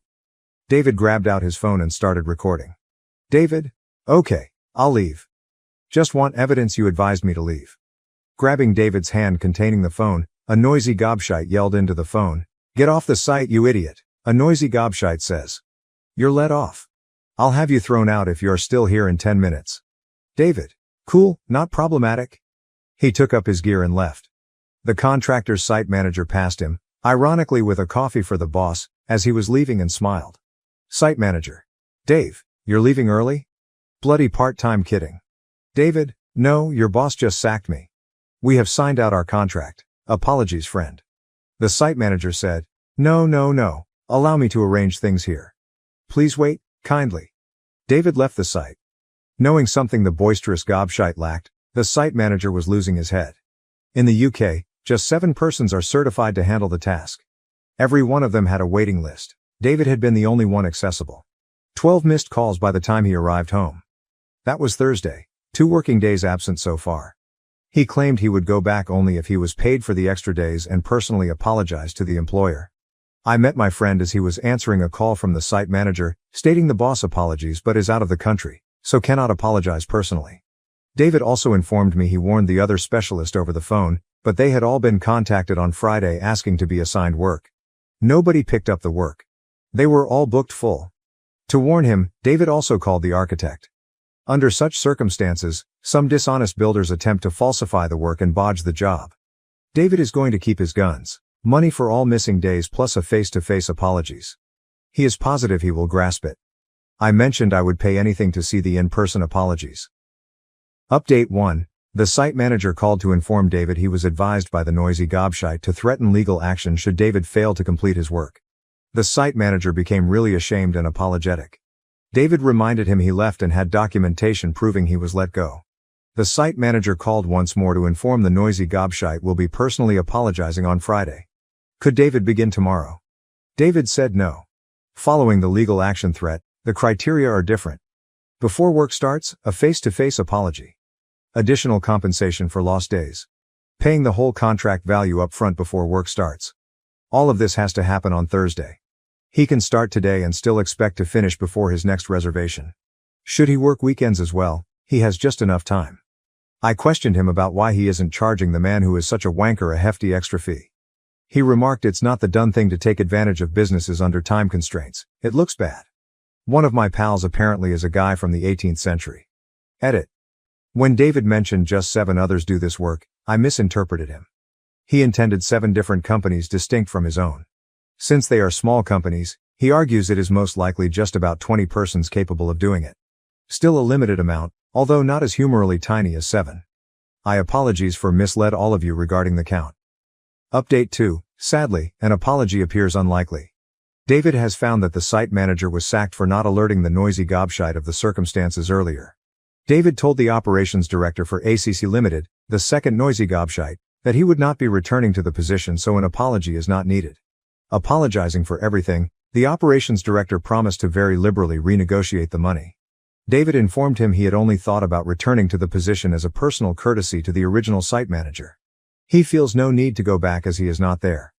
The operations director indicated he will contact David but omitted any explanation. Why he didn't say, "Give him his job back, or I won't come back," I wondered. David remarked the boisterous gobshite is too weak and petty to be guided by a craftsman. It will have to be the concept of the company for the site manager returning. They won't bring him back if I order them to. David thinks it's difficult to obtain a job at 61 since the site manager is excellent at his work but only 4 years from retirement. I have decided that David appeals to me even more than 3 days before. 3 updates. It is 2 in the morning here. We just came out of the bar. David answered a call from the dismissed site manager while we were out. David reported the circumstances to the architect this afternoon. The architect got in touch with the terminated site manager to let him know about a company needing a site manager. Just before 9 p.m., the dismissed site manager called David. I had to sit through the one-sided phone call. I had to have looked like I had a house full of sparrows, childishly thrilled. Then David filled in for me. The site manager rang to thank him and find out his preferred drink so he might bring him a bottle. He is seeing them on Friday even though he does not yet have the new job. The architect is hopeful since apparently his advice has some weight. David first rejected. David, I didn't not get you a job. The architect done. Site manager. But you told the architect I had been sacked because of you, therefore you set all this in motion. I never have to deal with that annoying pillock ever once again. David left no clear identification for the irritable pillock. We will have to conjecture. David mentioned his drink is Cardhu Gold Reserve. He declared he would only take a bottle if, A, the site manager lands the new position. B, should the site manager visit and sip the Cardhu with David. The whiskey consumption does not seem to include the attractive scribe who painstakingly and time-consumingly skillfully recorded this narrative down on Reddit. David elegantly said, "Piss off, knobhead, you can get your own drink." Except that nobody gets to see the tosspot noisy gobshite eat crow when he has to apologize. All excellent news ideally. I had great anticipation about that. David and the sacked site manager know each other outside of the office. Though 2 separate clubs, they are members of charitable organizations in the same location and cooperate extensively. David is Roundtable, whereas the site manager belongs to the Rotary Club. Though you never know, I doubt he is a knight. David was contacted by the operations director of ACC Limited to propose that they kindly renegotiate the money by bringing the site manager back. They have missed the boat, David says.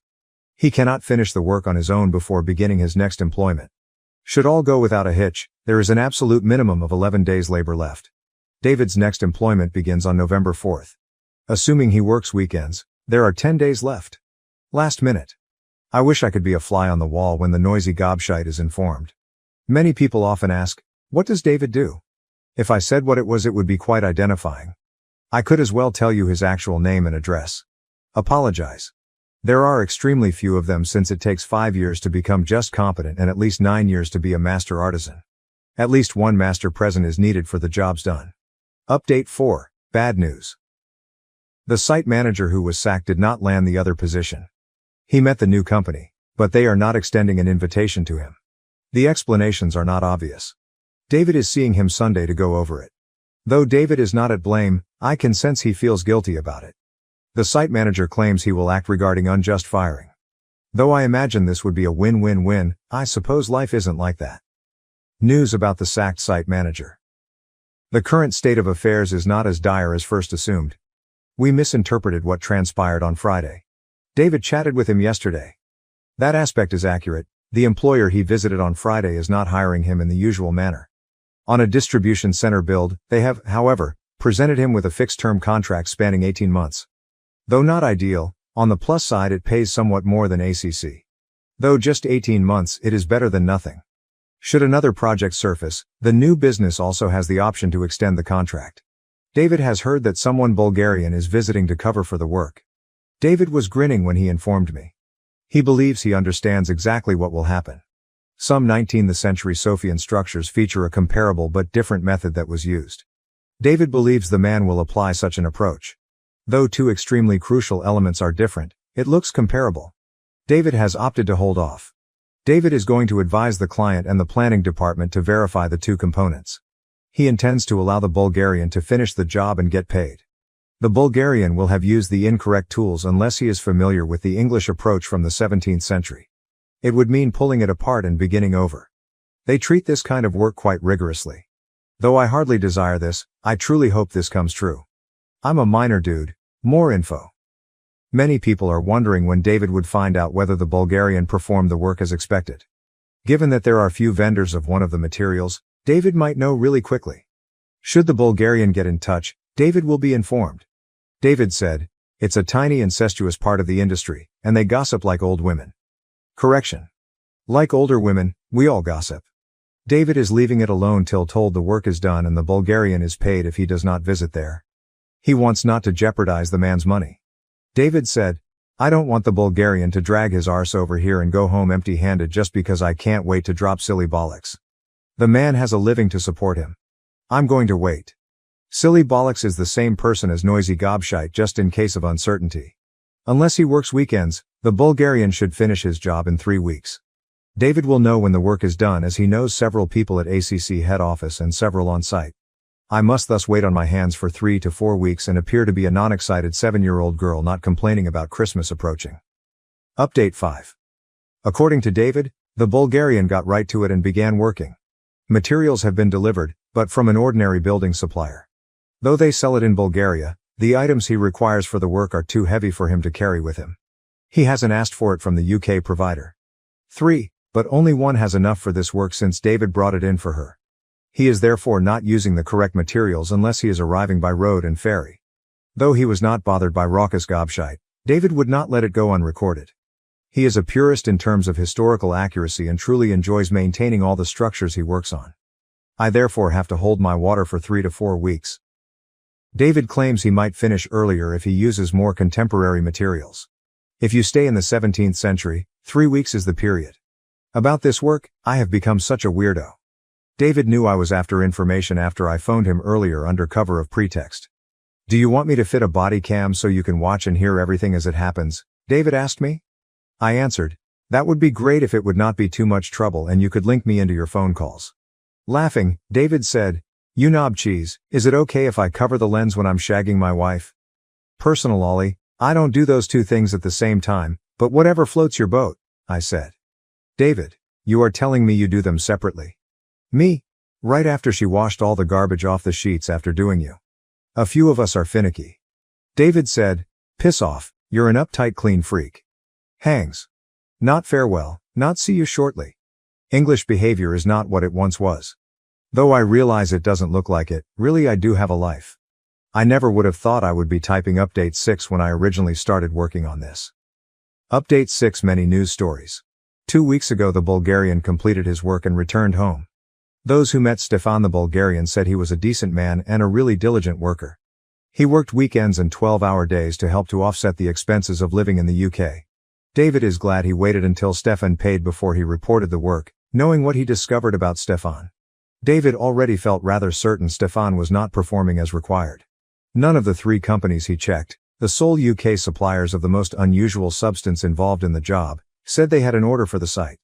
Stefan might have imported it, of course, but nobody on site had seen an international material order. As scheduled, David thus made calls to the client, the architect, the local authority planning department, and Historic England. He waited for them to investigate after outlining his worries in the simplest, least invasive manner possible. Though it just took a few days, I can really say that I have never been that nervous or committed in anything unrelated to my pissing business. The architect produced the first report on incorrect materials and technique applied. Not the English one demanded, he had applied a Bulgarian technique from the 19th century rather than the 17th. The architect was really agitated. David Avid stated this phone call was blue, but he had never heard the architect using foul words before. The architect apparently termed the boisterous gobshite, ignorant cockwomble. David defined a womble for me. I knew nothing. Approach is welcome. Not wanting people to believe this was anything to do with him, the architect said he was going to get in touch with the local authorities. Most of the remainder came to David's second or third hand. He knows some of the staff from ACC. I wanted to know whether it was challenging to get them to tell him anything. He mentioned they lacked the quick adequate phone pickup ability. The location was visited and the work examined by the local government planning officials. They informed the contractor that the work had to be cleared and corrected since it was totally improper. Then it became fascinating. Looking about the property, the inspectors discovered a problem. It would be too simple to pinpoint the buildings involved, hence I cannot be exact about this. The builder had wrecked some of the structure. Though it was not very significant, there was an internal feature included into the roof construction. Although they were not let to, they removed it and replaced it with a far superior modern support. The project manager, the new site manager, or staff member neither understood the significance. Who ordered it to be replaced with a cheap, quick alternative rather than the slow, expensive, rebuilt option? Of course, it was noisy gobshite. Destroying anything on this kind of property is illegal, jail sentence type of crime. It's a huge fine even if they avoid jail. Everyone in that company is thus pointing fingers at one another and claiming no accountability right now. According to Noisy Gobshite, he did not direct the internal roof structural components to be removed. The project manager has email proving he did. The client asked all of the contractor's employees off the site on Tuesday, the 19th. They are currently looking over everything. They're most definitely firing the contractor. They have written guidelines for bids from fresh contractors. They will also sue the contractor for the expenses of undoing and fixing all they have done improperly. The architect's projection came at £800,000. The local government planning department wrote to the contractor detailing their mistakes and alerting them of their intentions for inspection and the likelihood of prosecution.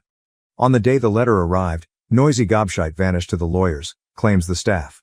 Within an hour, David received 3 calls from 3 separate ACC phones as word of the letter spread around the workforce. Now we are awaiting a few things.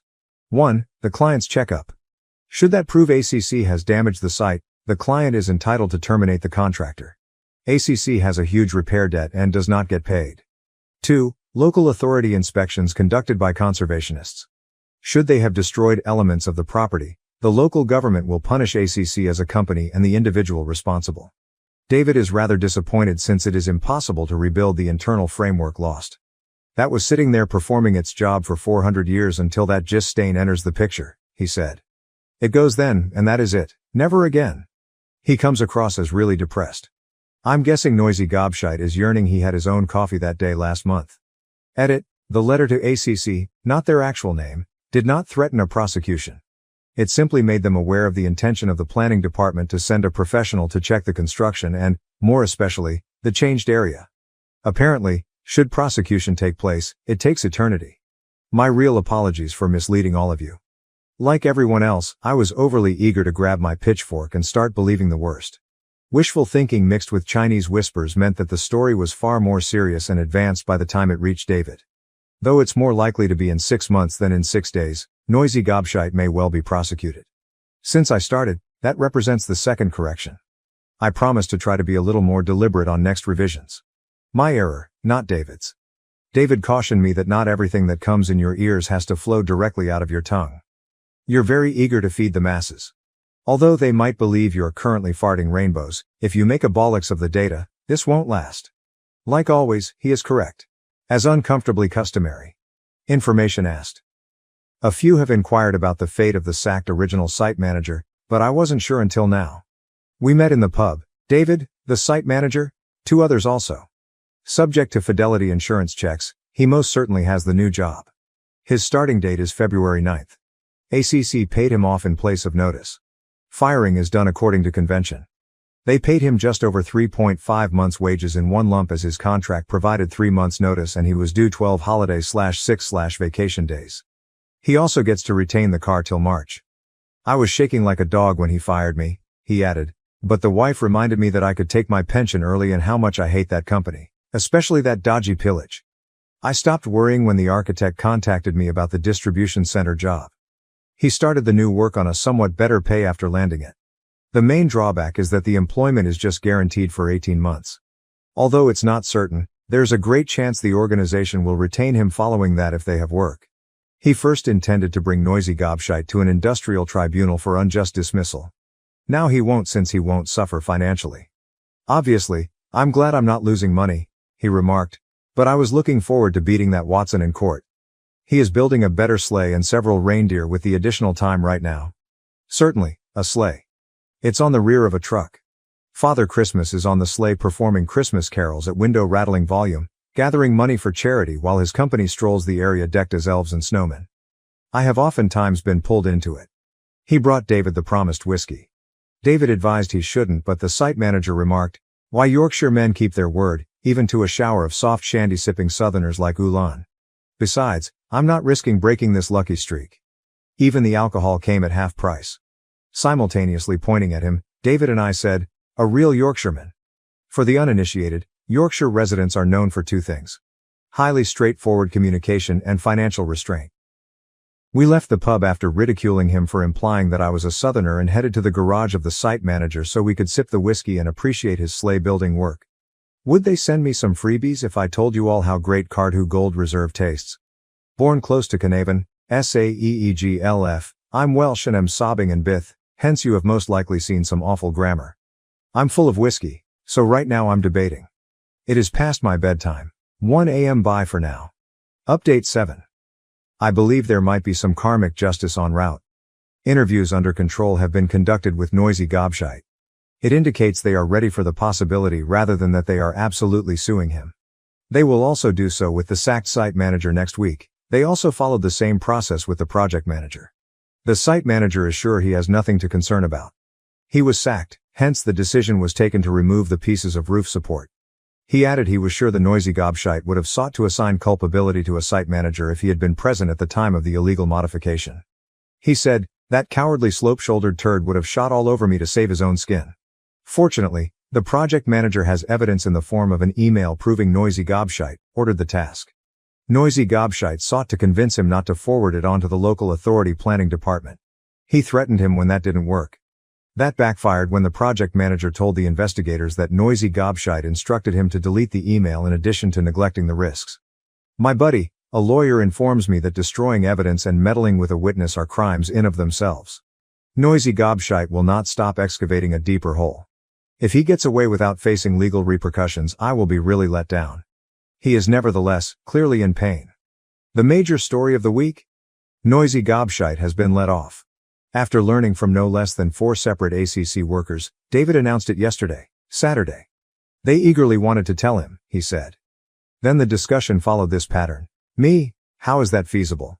How does the owner find himself let off? Did he stroll up to a mirror and declare, "You're as much use as Anne Frank's drum kit, you're fired"? David? Nope. You know he inherited the company from his uncle and dad. Me? Exactly. David said, "You know his brother and cousin own a slice each." Me? Anyway. David? They fired him since their combined share is over 50%.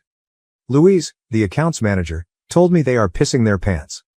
As long as the money came in, they were content to leave Noisy Gobshites in charge, but today their golden goose seems very sick. Losing this contract and the fees and penalties scares them since it will close the company. They therefore ask the customer owner to bring ACC back to complete the deal. Part of that is persuading the building owner that Noisy Gobshite has nothing bearing on the business. Clearly, they are putting Noisy Gobshite beneath the bus. According to Louise, a Noisy Gobshite fired at him with screaming and violent threats. He required escort off the property. He has been phoning staff members, posing queries, and acts shocked when individuals refuse to assist him. Louise claims he truly wants to be loyal to him and thinks the staff like him. The man is in cloud cuckoo land, she declared. Me? He will be really offended. I wish I could have seen the face of Numpty as it was developing. David says, "It's nothing that the scrot doesn't deserve. I promised the person who told me I wouldn't tell anyone yet, hence there is another, but I can't tell you about it." Me? You tease. What relevance does it have? David. It's significant. Transformational for the theme in life. Me? I wish I could tell you. It nearly gave me a hard-on. Me. Fing hell, it must be big if it can get that ugly appending to do anything except hang there like the last chicken in the shop. David. What a drama this is. She believes I should share with her this confidentially anything I learned. Given our marriage, she expects me to be able to tell her everything. I said it's not something I keep secret. Though I had hoped I would get, I appreciate you have integrity, dear husband. No. Mrs. here is enraged since she believes I'm a knobhead. Louise's employment title and name have been changed to defend the innocent. I don't want any of you holding your breath. It looks like it will be a few months before he can provide me with this fantastic news.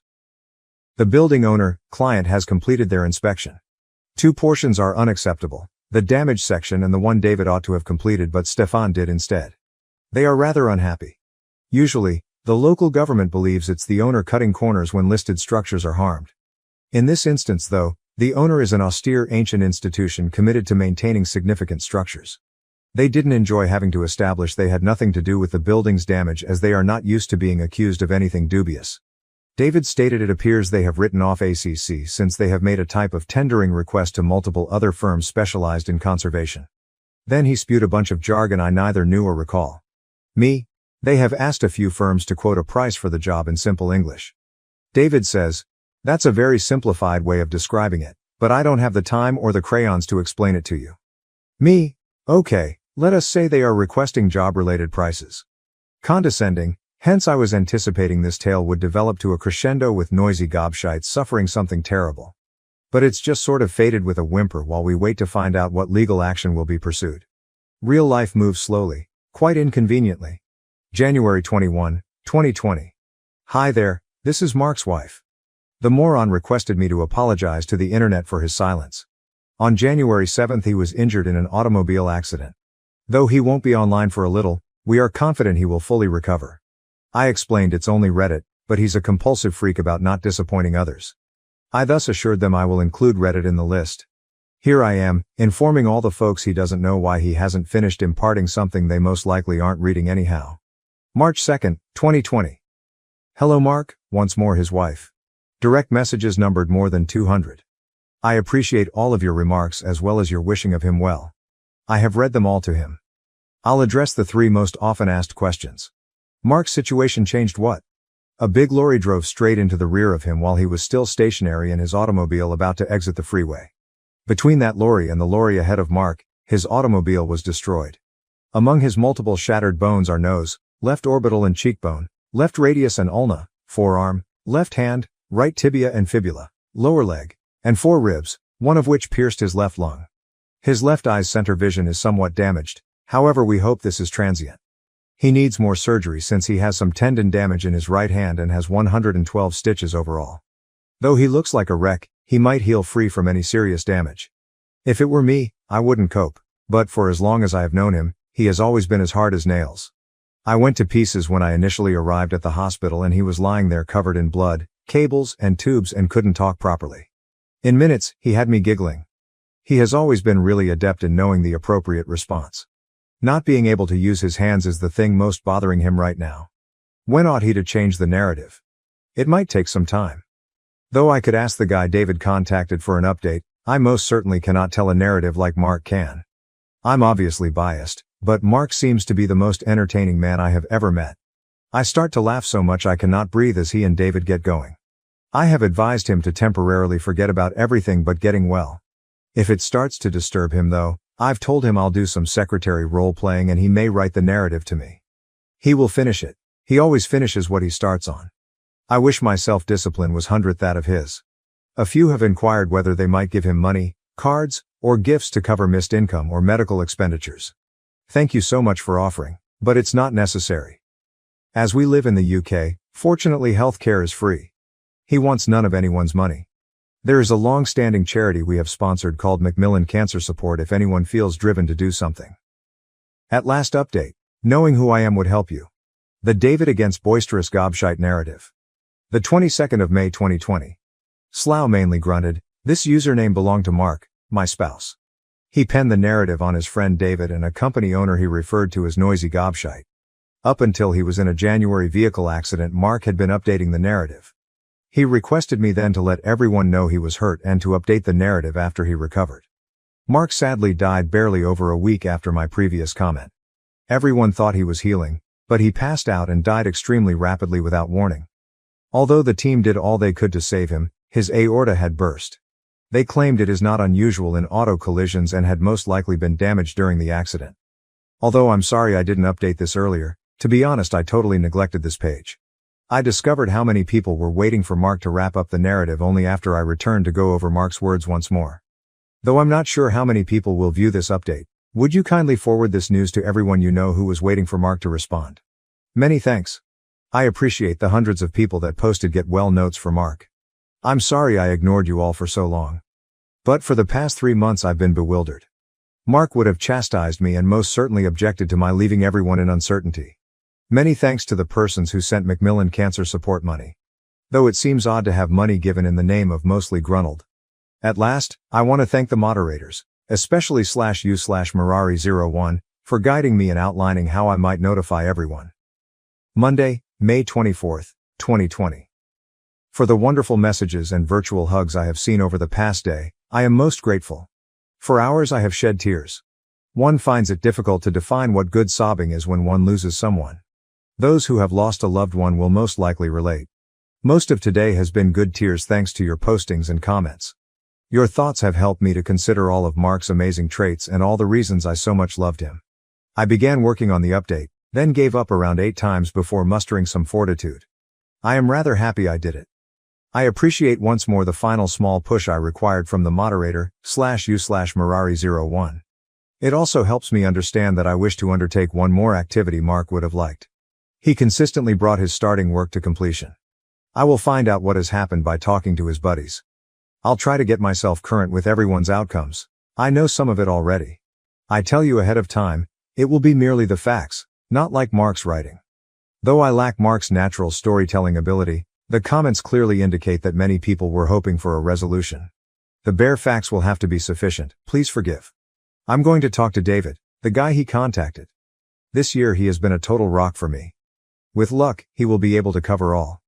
As soon as I can, I'll input the change. I greatly appreciate it all. You are unaware of the extent this has benefited. Friday, May 25, 2020. Mostly because to what you all wrote, yesterday I had a better day.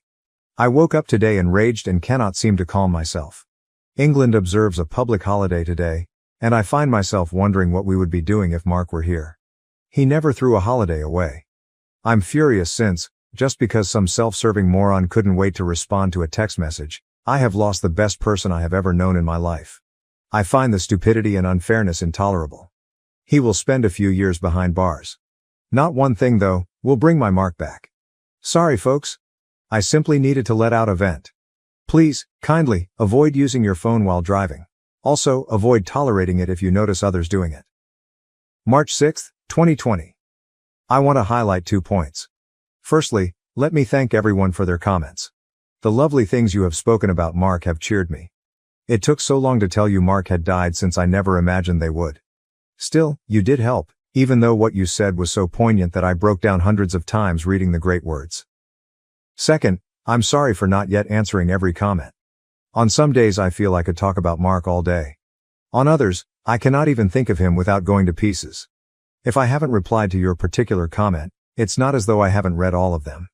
Simply said, I can't respond as I have been in a poor state portion of the time.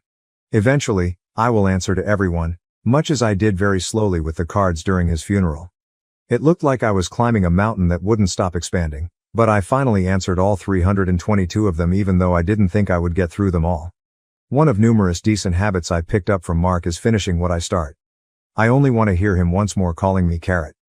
Carrot is a Welsh term for love. My name is not Welsh.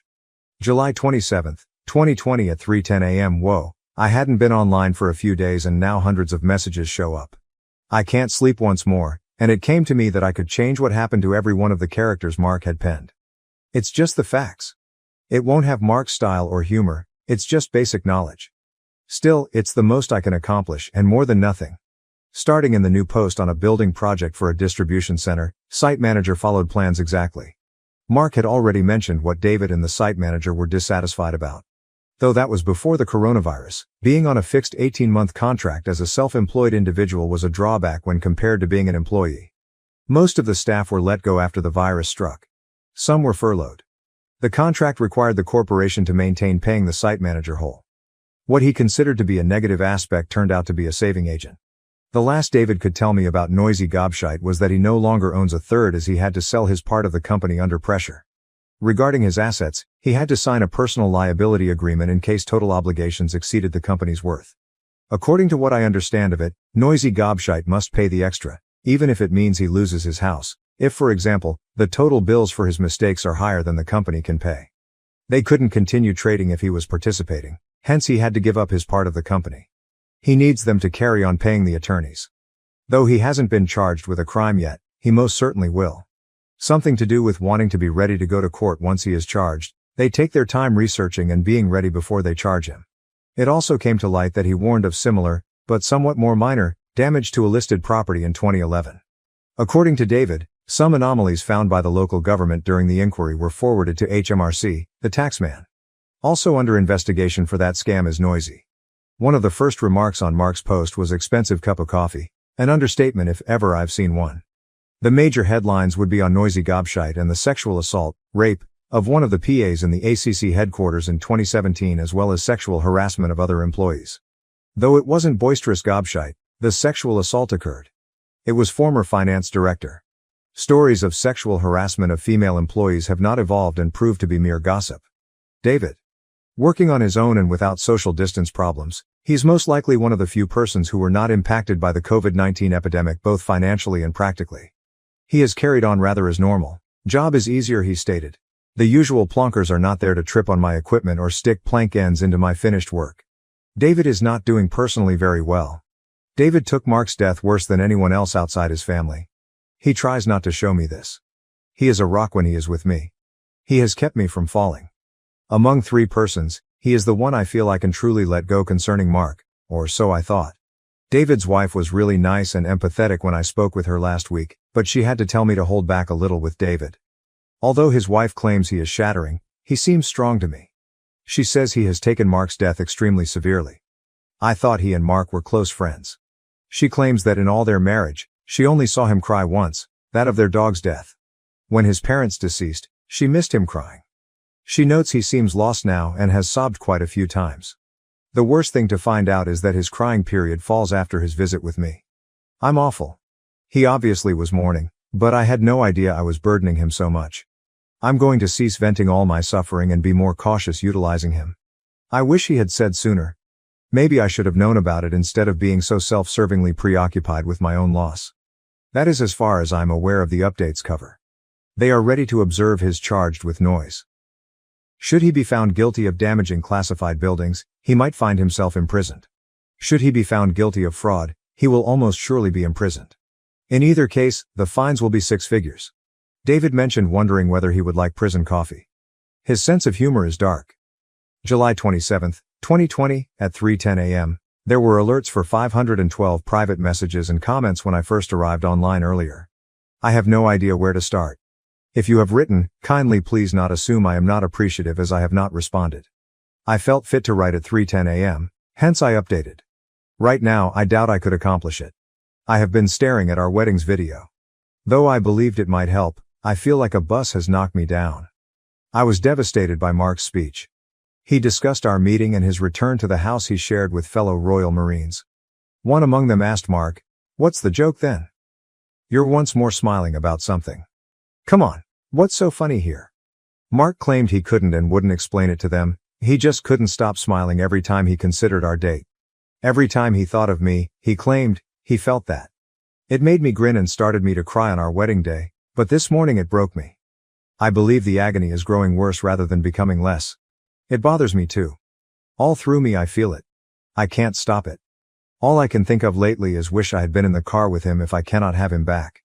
Being an atheist, he always advised, this is all you get, so don't dare waste any of it. Therefore he wouldn't approve of me harming myself. It's just so difficult to keep going with this suffering. I doubt I can. I simply want it stopped. I apologize for carrying on like way.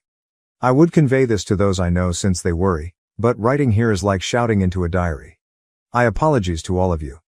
Though I try to control things, I miss him so much and I can't stop it hurting. What should I do is unknown. August 31st, 2020 is. Although I responded to hundreds of messages since last updating this post, I did not get through all of them. Though the screen says I still have 92 waiting. I cannot see or read any more of the messages in chat. Should you not obtain a response, you fall into the 92. Our anniversary yesterday, August 30th, though I was looking forward it, when it came it was sort of empty. I cried when I viewed our wedding film. I replied to a few messages. Halfway through one message, I became abruptly overwhelmed with the knowledge that all the happiness I will ever experience in my life had already passed by. Every future endeavor I try will just be rewritten as Mark should be here but he isn't. Everything from here till I die is simply life. Just breathing and watching the days pass. Without Mark, it seems quite meaningless.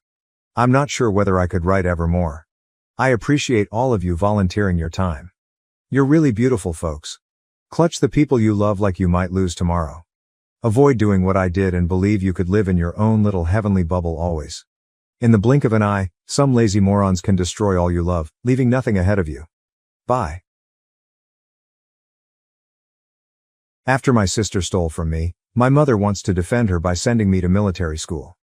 This took place when I was 14 years old, approximately 1 year before the divorce of my parents. My younger sister would always spend her allowance as if it were water, particularly on things like makeup, meals from the mall, video games, and clothing from Hot Topic that she purchased. In spite of the fact that I was also given an allowance, my father made me earn it by cleaning the house and working in the yard. My mother never forced my sister to do any duties, with the exception of cleaning her room, and my sister never did anything she didn't want to do unless her father was present to oversee her. In order to acquire additional funds, I mowed lawns, collected abandoned cans from various locations throughout the area in order to exchange them for a 5-cent deposit, and performed various other odd tasks across the neighborhood. I was putting money down at the time in order to get a scooter so that I could go around town. During the course of 2 years, I was able to save almost $2,000 by working a variety of odd jobs and putting away the majority of my allowance. The accumulation of that money, on the other hand, was not a simple task, primarily because of my sister. Despite the fact that she was aware of all the small hiding places where I used to keep my money, she would steal from them. The following is a memorable passage that I have paraphrased from what I remember. My response: "Hey sis, did you take my money again?" "Sister, what is it?" "No." When she was caught in the act of lying, she would stutter. "You are a terrible liar," I said to you. $100 is missing from my savings account. Sis is saying, "Leave me alone, I didn't do it." She begins to act as if she is crying and then rushes to her mother. Sis is saying, "Mommy, bro is picking on me." My response: "She stole from my savings again." "Shut up," my mother yelled at me while snapping her fingers. "Is it not obvious that mama's little girl is feeling upset? That is all there is to it?" She said that she did not do it, so it is safe to assume that she did not do it. "In that case, I'll put you on the ground if you don't let this go." The other person: "I know she did it, and if you don't get the money back, I'll get Dad's help." "Mom, there is no longer any requirement for that. Another thing is that you don't have any evidence that she stole your money." "Yes, I do," says I. "Every single dollar that I add to it is recorded in a ledger that I keep. A total of X was reached 3 days ago, however at this point, there is only Y. There is a missing $100, and you are aware that she has already stolen from my savings account on multiple occasions. That being said, I am aware that sis has already used up all of her stipend for this month, but you still went shopping yesterday. Exactly where did she obtain the money, don't you think?" Following a brief moment of reflection, Mom scowls. "What do you know, mister? You are firmly planted. I am going to grab the belt if you do not go to your room," she said. I had the ability to discuss the matter further. However, if there is one thing that I picked up from being in that environment, it was the knowledge of when to stop talking and simply call my father. Therefore, without uttering a single word to either of them, I made my way to my room and slammed the door shut. After that, I reached for my brick-like Nokia cell phone, which I had at the time, and dialed my father's number while he was at work. After he did not pick up the phone, I left a message in which I explained everything. He contacted me back about an hour later and assured me that he will take care of the situation. Not long after that, I heard the ringing of the landline phone in the house, and then I heard my mother yelling at my father as she was on the phone in the kitchen. It was difficult for me to listen from my room, and the only thing I managed to pick up on was my mother trying to excuse her behavior. When she was in the wrong, however, that strategy was never successful, and she ended up saying something along the lines of, "Fine. In the event that she did, in fact, steal the money, you're obligated to repay it because she has already spent it. On the other hand, My mother yelled at me while she threw open my door. "You little snitch, I can't believe you blew the whistle on me. You couldn't just let a little money slip through your fingers after everything I do for you." My response: "So you admit that my sister took it then?" A sneering mother says, "You know what? It makes no difference to me. More money is required by girls than by boys. There is no reason why you shouldn't just hand it over to her." Simply said, it wasn't even that much. "It wasn't just a little money, and you ought to know that," I said. In spite of the fact that she took $100, I would still want it back even if it was only $1. If someone stole from your purse, you would not want it to happen to you. The same thing would happen if my sister stole from me. She is guilty, as you are aware. One way or another, I want that money backdated. She did nothing while I put great effort on it. Mom. My darling has no responsibilities. She is a princess and ought to be treated accordingly. Me? That isn't what bothers me. She may go be a princess away from my possessions and away from me. Mom. That's it, you tiny expletive. I'm going to knock your ass. Me, standing up and staring her eye to eye, as I was already as tall as her at 14 and pretty strong from all the outdoor work I was doing. Go ahead and try it. Since I did nothing wrong, I won't let you. My mother froze in position for a second, then let out a loud "Ray," and swung her arm to try and knock something off my dresser, but she swung too low and struck the dresser itself, which I assume truly hurt. She was giving me a terrible face as she grasped her hand to try and hold in the agony. Her teeth were snarling. She simply turned around then and left. When she didn't weigh was to go to her wine fridge and proceed to get drunk, I heard her making a racket, yelling and smashing the wall as she went down the hall, down the stairs, into the kitchen, doing her regular routine when she didn't weigh was denied. From her bedroom door, my sister was watching me. She glanced at me scared and ran back inside her room, slamming the door. Mom was fast changing. She was her ace in the hole for getting away with the horrors she did to me. My dad came home from work a few hours later and marched my sister into my room to see me. She admitted to pilfering from me, then informed me I was not grounded. Sis refused to even look at me the entire time she was being ordered to apologize, and she did so in the most quiet and squeaky voice at first, until my dad regularly told her to speak up till she was almost screaming it. Dad then handed me a $100 cash to cover what my sister stole and mentioned she was grounded for a week. The pilfered money will show up from her stipend. She began crying and called Dad horrible, then dashed to her room. Ignoring all of us, my mother merely sat on the rear patio intoxicated on her preferred wine. She never apologized to me and even behaved as though the whole incident never took place. My sister still received her next allowance as well, but at that time my mother gave it to her rather than my dad. On my dad's day off from work a few days later, we visited a nearby retailer where he purchased a combination safe to deposit my money and other little items in. We omitted telling my mother or sister I had it. It was set for a 4-digit code. To the best of memory, I used 4,962 back then. After locking the safe and emptying all of my money into it, I stored it at the rear of my closet. A few weeks passed, and one day after returning from mowing some neighbors, I discovered my room had been rifled. To let her know what sis did to my room, I gave my mother a call. Mom said, "My baby didn't do this." "Well then, did you?" I said. "Mom, no." "Me? Well, it could only have been one of you. No one else was here and this room was clean when I left." Mom clearly upset at getting caught by reason. "Fine, but if she did, then so what? You had it coming from not being kinder to her anyhow." She then turned to dash off. I phoned my dad once more and left another note explaining what transpired on his work answering machine. I then went to tell my sister I knew she was the one who tore apart my room. I said she couldn't get to my money anymore since I had locked it up in a safe before she could even try to respond to me. She then had an awful fit and naturally, nasty mama bear came running to save her. My sister kept wailing in her room for the next 20 minutes while I reiterated that sis couldn't get at my money anymore and returned to clean her room. Only thrown and spread around, nothing was truly missing or ruined. I gathered everything and restored it exactly how it was. Still, it was the most arrogant I had ever felt as I cleaned my room. The next day though, I discovered it ripped once more, and this time my window was damaged too. Not able to get the safe open, sis had thrown it out the window. I immediately contacted my father, and when my parents returned from work, my sister came clean about having done it, as if she were glad of herself. Saying I shouldn't have received the safe in the first place, my mother really tried to side with her. But, my dad chewed her up and stated he got it for me since he was sick and tired of her stealing from me. My dad has to pay me back each time she pilfers money from me and spends it since my mother never would. My dad got me a lock for my door and even a combination key lock box with the key to my room next to the door. We had to replace the complete window from my room. After shattering my window, my sister ground herself for a month and spent that whole time pining in her room. Mom always let Dad go back to do what she wanted, like watching TV or playing video games, whenever he was home till he left work. Knowing that my sister and mother would have gone out of their way to make me more miserable, I decided not to say anything.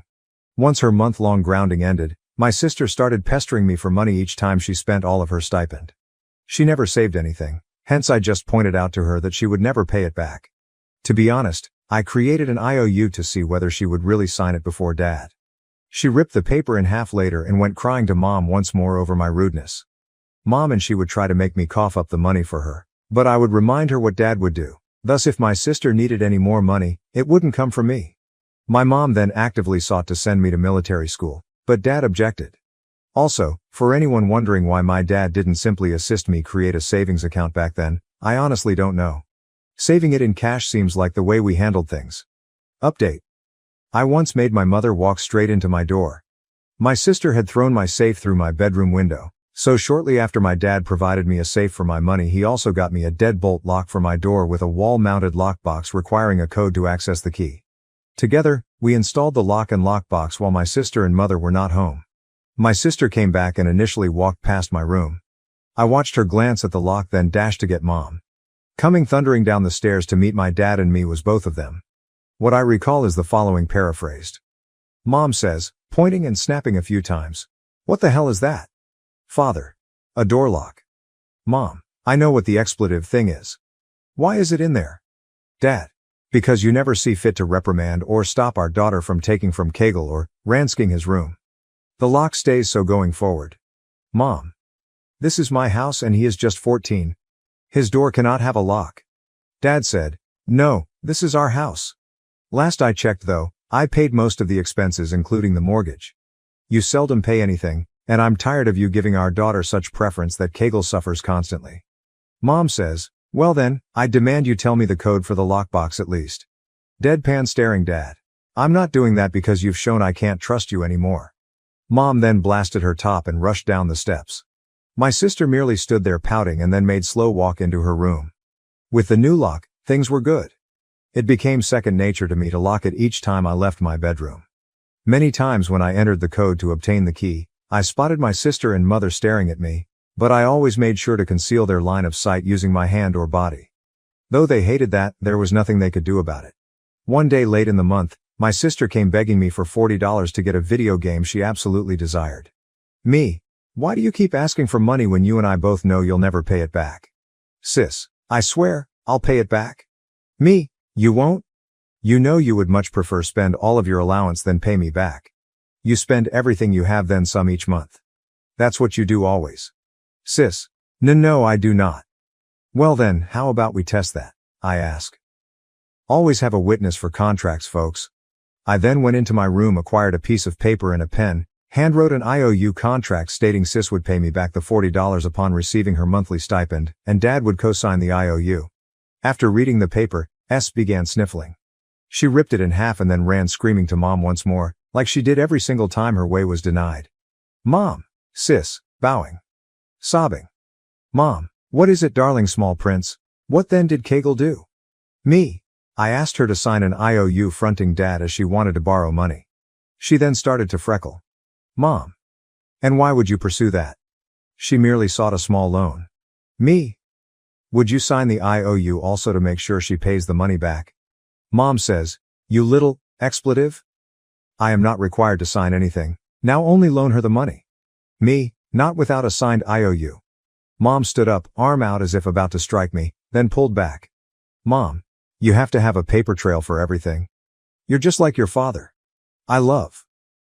I'd say it's a good thing I'm just like Dad because it's far better than being just like Sis is, because you never do anything good. Me, beginning to stroll up the stairs to my room at this point. Mom asked, what was that, you little expletive? Just as I entered my bedroom and locked the door, she started hurrying up the stairs. Back then, my mother used to yell at me by throwing open my bedroom door. She opened the in one sweeping stroke, lunging her body forward, but at this point I had only had the lock on my door for a brief while, so she wasn't used to it yet. She tried to throw open my door and smashed rather loudly directly into the deadbolt after I shut it.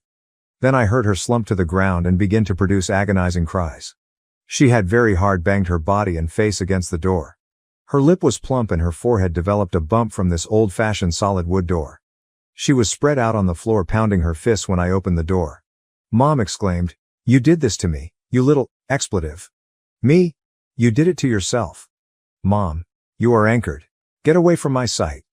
I then called Dad and he simply grumbled over the phone over the entire matter. He stated I wasn't grounded, but I was still in huge trouble for goading her and to let him handle her when he got home. That was about it. Dad gave me a harsh lecture at the end, coupled with extra housework and a cut in my stipend that month. Every time Sis begged for money following that day, I asked her to sign an IOU. She truly did object to that. Update 2. It blew up in her face when my mother tried to have me sent to military school and produced my dad's signature. When I stood up to my mother when she threatened to spank me, she seemed to get more cautious that if she tried to harm me it would end very poorly for her. The final time. She mainly yelled at me. She never laid a finger on me ever more until years later, when she wanted my house. I gave it no thought and carried on with my regular schedule of classes and odd work. Right around my 15th birthday, my dad gave me an engine kit for my bike to get around town. I would be better off saving for a car than a scooter, he advised, and this would help now. I stayed saving for a car and finally agreed with his reasoning. A few days later, though, I came over a military academy leaflet while clearing grass off the rear patio after mowing the yard. It was on the floor under a chair close to where my mother preferred to sit and sip wine. I waited until my dad arrived home to show him what I had discovered. I felt she was planning some sort of mad scheme. He went to see my mom with the booklet and asked her about it since he was somewhat irate but didn't jump to judgments. Dad said, "Honey, what's this?" Mom becomes white upon seeing the leaflet. "Nothing. I had never seen it before." "Dad, exactly? You know I wouldn't let you send Kegel to military school if you intended to try to send him." Mom broke her front at that and exclaimed, "He has to learn some discipline. He locks his door often, hence I am unable to even spank him anymore as he is too big. This is the only means I have left to chastise him for being a disobedient brat." "Dad, Kegel stood up to you for your silly favoritism and did nothing wrong. Given you in the way you treat her and let her get away with stealing from her brother, our daughter is the brat if anything. And as far as I'm concerned, this conversation about sending Kegel to military school is closed. Should you try to send him, then help me. I will bring the hammer down on you whatever method I can." Mom. "Well, I guess this entire family is just going to take away what little power I have left in this house then. Should I have nothing, I could as well be nothing." "Dad, you and I both know you would much choose Keel over being nothing. Cut back on your theatrical behavior. Now a guy with his own money, Kegel is growing up." Mom left the room angrily then. Before school, the next morning, I watched her desperately attempting to fit something into the kitchen garbage can. I dug out what she was trying to hide while waiting for her to head out for work. She filled out the military school application totally in her hand. On it, both parents or legal guardians had to sign. The paper included 2 signatures.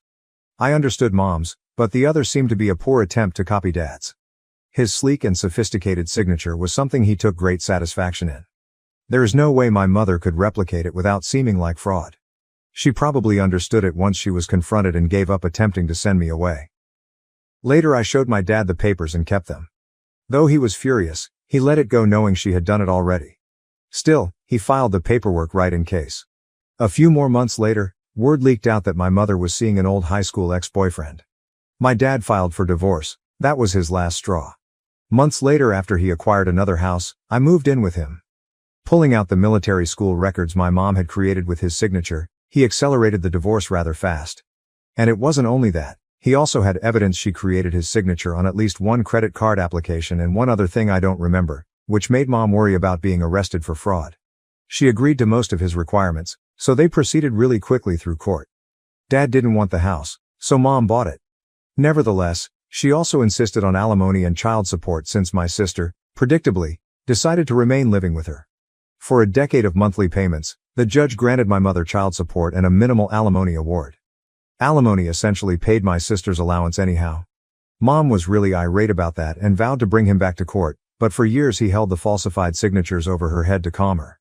My sister threw out her mouth at me and smugly claimed Mom informed her she was a princess and the more deserved sibling, so explaining the reason I was leaving the house. Not caring anymore, I merely shook my head and advised her to consider what she wants. Then I went out the door, at last as free as a bird. My connection with my sister, who paid once-weekly visits to Dad's residence, deteriorated until at last we stopped communicating completely for years. Mom's residence hardly appealed to me. She essentially turned my former room into a home office anyway. My mom favored my sister and ignored me. In the end, my perfect sister ran off with Mom's money, leaving her devastated. I was 23 years old and lived at home with my mom, 52 years old, and older sister, 26 years old. This manner of life persisted after my dad's death 5 years ago. Emma, my sister, was Mom's favorite from the beginning. Anyone who spent even 5 minutes with our family could see this. It wasn't just me. When she was a kid, Emma was the center of attention and the recipient of all the newest fashions and technology. Even though Mom never missed an Emma school function, she would make up an excuse like, "I'm too tired," or "I have to work late," whenever I asked her to attend my own. Eventually, I grew accustomed to the pain. There was little change as we aged. While Emma attended a prominent university to get a law degree, I got my associate's degree in graphic design from a small college. Emma was the object of Mom's incessant boasting. "My Emma is going to be a big-shot lawyer one day," she would proudly proclaim. All the while, people either didn't care or were downright disappointed by my chosen work path.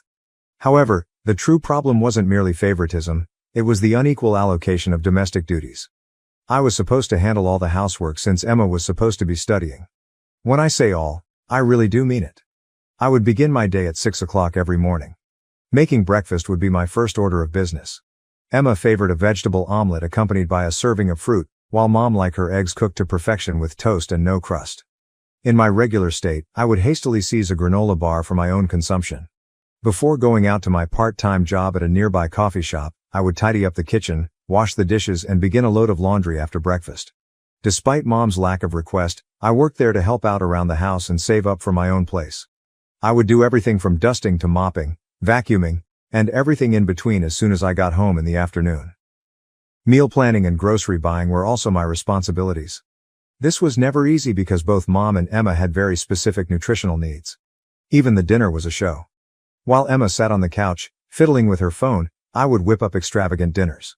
Talking to her mom about her day, school, and future goals was a regular occurrence. Word of mouth would be an uphill battle for me. Guess who had to do the dishes after supper? I am, once again. Mom would give me a disapproving look and say things like, "Your sister needs to focus on her studies," whenever I ventured to complain or ask for assistance. One day, she will have a prosperous life and be able to provide for all of us. Assisting around the house would be the bare minimum you can do. Emotionally and physically, it was draining. While Emma was free to unwind and have fun, I felt like a housekeeper in my own house, rushing around all the time. Worst part was that Mom was completely unconcerned with my attempts. From that point on, it was Emma this, and Emma that. Things reached a boiling point on a certain day. I was hoping to reconnect with some college pals that day, because it was a Saturday. Our design class was going to have us work on a collaborative project. The opportunity to leave the house and engage in social interaction that did not include serving coffee or doing chores was more than enough to make me look forward to it all week, and not only because of the project. As is my habit, I got up bright and early to finish my errands before I left. My mom walked into the kitchen just as I was preparing breakfast. "Oh great, you're awake," she remarked. "Today, I'm counting on you to give the living room a good scrub. We need to scrub the carpet and remove and wash the curtains." My chest ached. "But Mom," I said, "today I am scheduled to... Remember when I told you about our group project?" Mom scowled. "You can reschedule, right? Do not overlook this. Next week we have company coming over, and I would like the house to be spotless." In an effort to maintain composure, I inhaled deeply. "We will have to reschedule. This has been in the works for weeks. Perhaps Emma could pitch in and clean a little." It was almost 10 in the morning when Emma, seemingly at a whim, strolled into the kitchen still dressed in her pajamas. "Morning," she said with a yawn as she reached for a muffin from the platter I had just placed. Turning to Emma, Mom's expression softened. "Hello there, darling. Had a good night's sleep? Rest assured, there will be an online study group meeting later on." With a muffin still in her mouth, Emma nodded. Mom redirected her gaze to me, her face becoming even more stern. "Your sister needs to get some serious schoolwork done. No one should expect her to clean. Her education is of the utmost importance to you." Something inside of me snapped. Every bit of pent-up resentment, animosity, and pain finally burst forth. "And what about my education?" I spoke more loudly as I inquired. "What will happen to my plans? This is my life. Isn't their significance immense? Mom appeared surprised. To which she responded, of course they matter, but, I interrupted her. But it's still not equal to Emma's, is it? Never on par with Emma's. Finally speaking up was Emma, who had been observing this discussion with wide eyes. Stop including me in this, please. When Mom wants you to help out around the house, it's not my fault. I was already furious before that. Although you have never once offered to lend a hand, please don't take this personally. Sit back and enjoy the ride. Mom made an effort to step in. Now let's all calm down. There's no need to. Still, I was feeling very well at the moment. I was helpless as years of suppressed feelings finally broke out. No more settling down for me, Mom. I've had enough of being the housekeeper. Treating me like Emma is beneath me and I'm sick of it. Everything, including the partiality and unreasonable expectations, has had enough of me. I looked across at Emma. Why does Mom never ask you to help out with housework? Her reasoning is that she believes you have great potential to become wealthy and provide for her in the years to come. It's quite the burden, isn't it? But well, at least I'm doing all the work, so you can relax. Redness spread across Emma's face. You can't be fair. My education are a top priority for me. And I don't? My response was a rapid one. In addition to schooling and taking care of the house, I'm working part-time. When will it be safe to think about the future? Again, Mom attempted to intervene. You are aware, my darling, that we value all that you do? The difference is that Emma's chosen profession will, in the end, pay off more handsomely. A slap in the face was the feeling I got from such remarks. Is that all? Is the amount of money I could make in the future the only thing that matters to this family? Mom swiftly reversed her course. No, it is not my intention. Compared to what you're studying, a job in law offers more stability. Coloring and design, Mom. One of my majors is graphic design. Is it so important that you've taken the time to research my life goals and aspirations? I knew exactly what to do based on Mom's expression. She was unconcerned. Without ever truly comprehending it, she had dismissed my career path. I pushed back the tears that threatened to well up in my eyes. At this very moment, I would not weep. What do you think? That's it. Today I will not be cleaning the living room. I intend to get down with my pals and get some stuff done on my project. Plus, I'm leaving the house until we have a serious talk about how things work here when I return. I then snatched my suitcase and bolted from the kitchen, leaving Mom and Emma standing there in disbelief. A strange feeling of relief mingled with fury and hurt as I banged the front door shut behind me. I had finally spoken out for myself after what felt like an eternity. The remainder of the day slipped my mind. In an effort to forget about the argument from earlier, I got together with my pals and dove headfirst into our project. The day progressed though, and uncertainties began to arise. Did I react too strongly? Had I been self-centered? Perhaps I should have simply rearranged my plans and cleaned up as Mom requested. Note, I got back to my house that night, emotionally and intellectually drained by the day's events, but still intent on keeping my word and having that serious talk. But the tension was palpable the moment I stepped through the door. When I walked into the living room, neither Mom nor Emma gave me a second look. With some hesitation, I spoke up and asked, "Hey, can we talk?" No sound. Both of them peered intently at the television, but it was clear that neither of them was paying attention. I gathered my courage, inhaled deeply, and chose to go ahead anyhow. Listen, I get that you had a long morning, but I feel like we have to talk about this. Emma, all I'm asking is that you pitch in a bit more with the housework. I would feel more comfortable if we were treated fairly. Mom finally turned to look at me, her face showing no emotion. I think you've said quite enough already. Emma interjected, her tone betraying her contempt. Indeed, your voice was clearly audible to us earlier today. You're envious of my future prospects and me. How egocentric are you? I was hit square in the stomach. Is it egocentric? Asking for aid isn't selfish in any way. Grandma scowled. It's like you're breaking the silence in this house. Her education should be Emma's top priority. You're simply envious because you're aware that your small pastime won't be very successful. Hobby. I said it again, my jaw dropping. Graphic design is a real career, Mom, if you'd ever bothered to learn about it. Enough, Mom interrupted me. I won't have you disrespecting us like this in our own home. Abashed, I remained still. It had been my sincere wish that they would have considered my words and come to terms with how unfair things had been.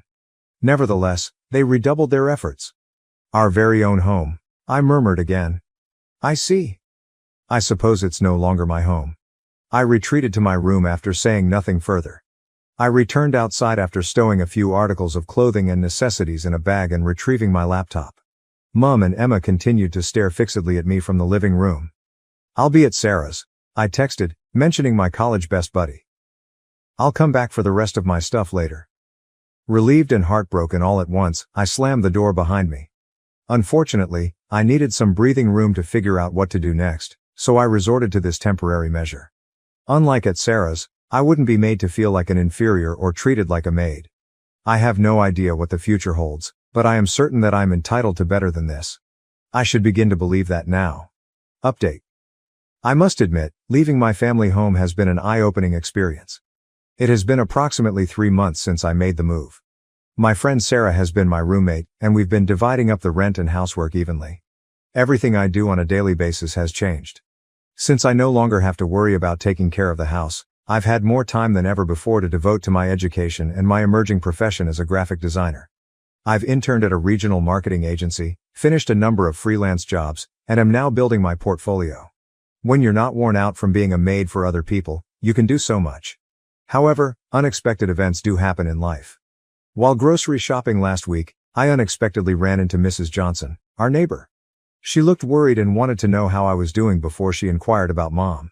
Evidently, she had observed Mom's recent struggles and apparent overwhelm while tending to the yard.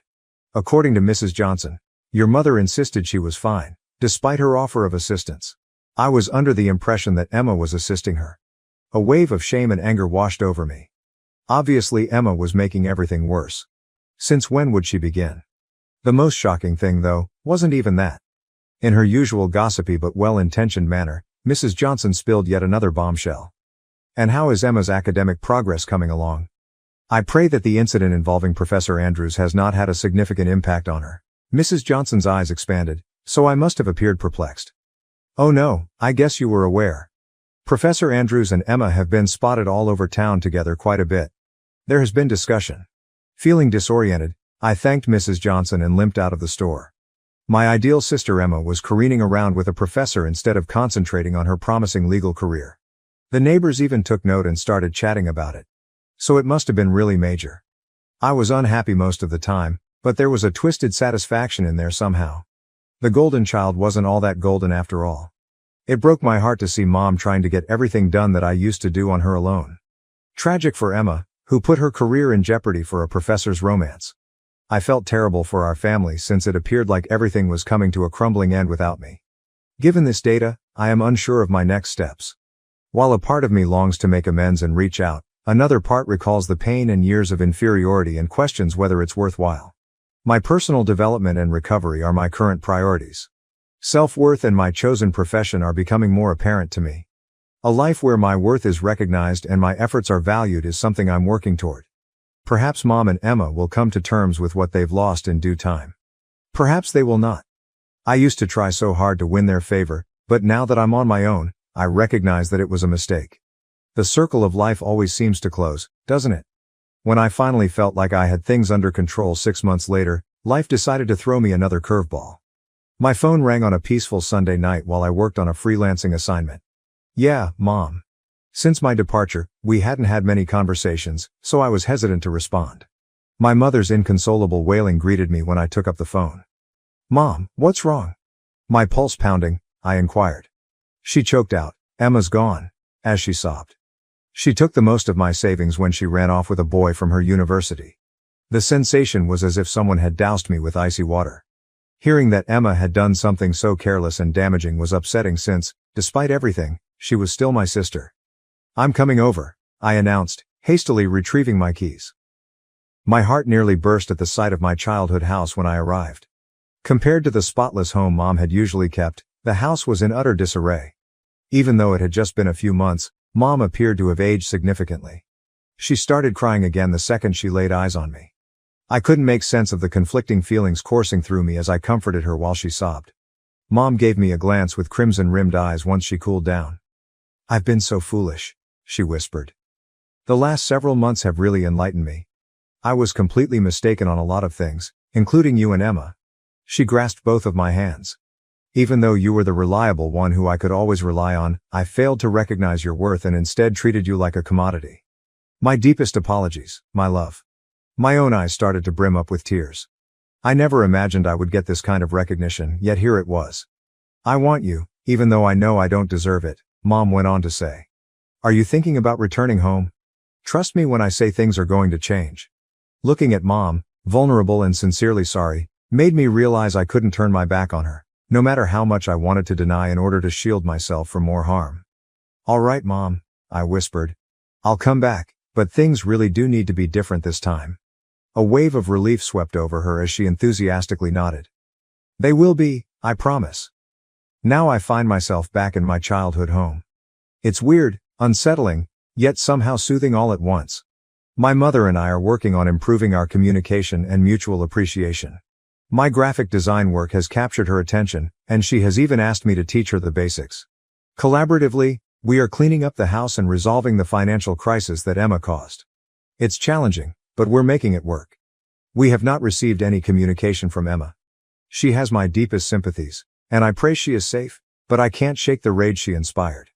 Thanks to Mom's understanding, I'm able to keep up with my internship and freelancing job. Finding that sweet spot is going to take some time, but we're getting there. What is ahead is completely unknown to me. A part of me is still cautious, still trying to keep my emotions under check, but I also have hope. Perhaps this is the opportunity for a new beginning that our family has been seeking. For the time being, it suffices. It's not the happily ever after I had envisioned, but it is real. My parents tried to give my inheritance to their favorite daughter, but my grandparents had a surprising twist in store. Male 28-year-old comes from a family with a convoluted and long history of favoritism. My younger sister Amy, 25, has always been preferred by my parents, especially Dad, over me. Starting in our childhood, this partiality only got worse as we grew up. Amy was the golden child from my earliest memories. Our parents threw her an elaborate birthday party including professional face painters, a bouncy castle, and a petting zoo when I was 5 and she was 2. I had a store-bought cake and a little family supper for my birthday that same year. This helped to define the tone for years to come. The differences became clearer as we aged. Amy always received the newest toys, the greatest clothes and most attention. I recall saving months of allowance for a new bike when I was 10 years old. Amy wanted one too, hence she had a fit when she saw it. Rather of educating her about waiting or saving, my parents went right out and got her an even nicer bike than mine. Another arena where the bias was evident was school. Amy's parents attended all of her school functions, while they usually missed mine. I took front stage in the school play in 4th grade. I practiced for weeks, driven by great enthusiasm. My parents arrived an hour late on the night of the play, therefore missing my major scene. They were consoling Amy after she complained of stomachache. She was good later on, they had simply lost count of time playing with her. Regarding academics, nothing I ever appeared to do seemed sufficient. I joined the math club, often received straight A's in middle school, and even took first place in a regional science fair. Though my parents hardly noticed these successes, they gave Amy a celebratory dinner and purchased her a new phone as encouragement to keep getting better when she scored a B+ on one test in her weakest subject.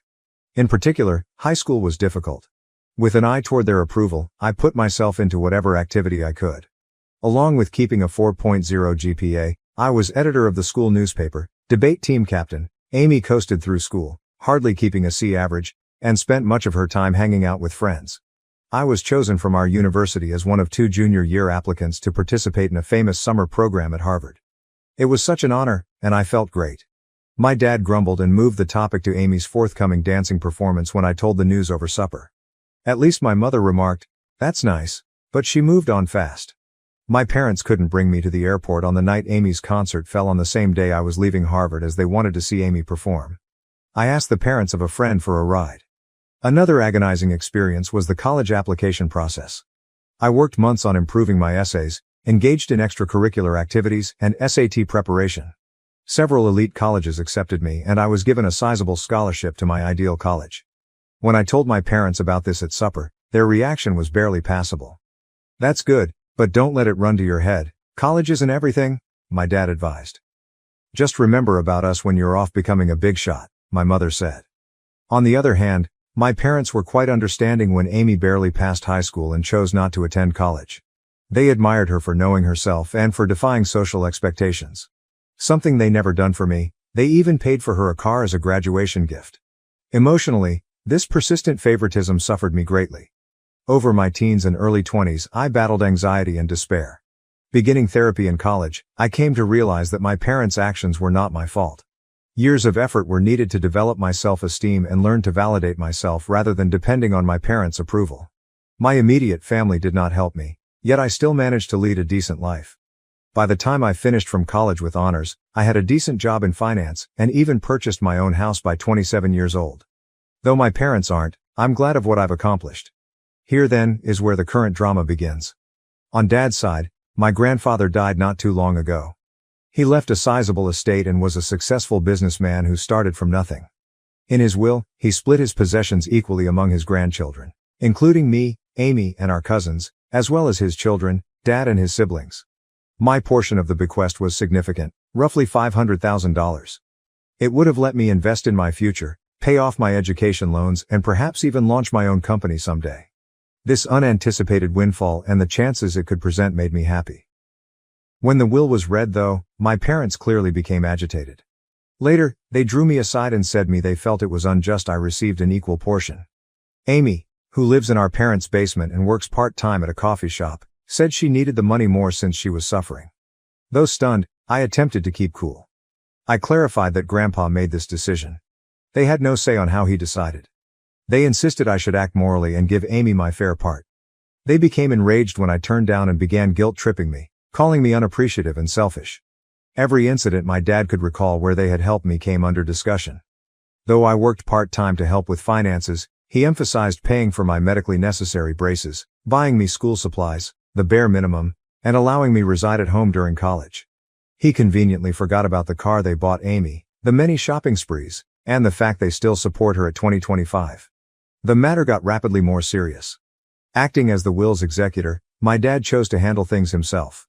Along with her own inheritance, he declared he would be interpretation Grandpa's intentions and give Amy my whole part. He said Grandpa would have wished if he had known our unique situation. I was broken.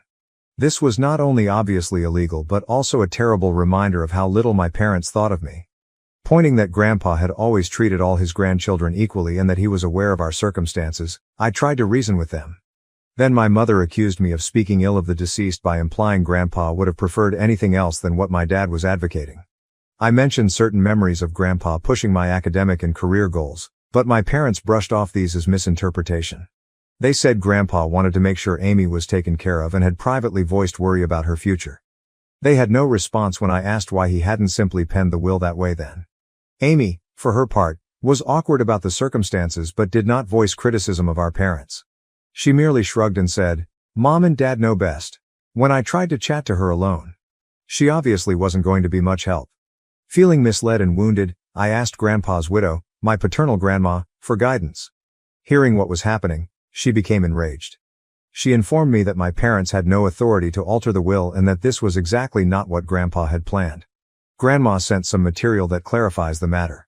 Several years ago, apparently, my parents asked Grandpa to give everything to Amy in his will. Grandpa had steadfastly objected, saying he thought all of his grandchildren should be treated equally.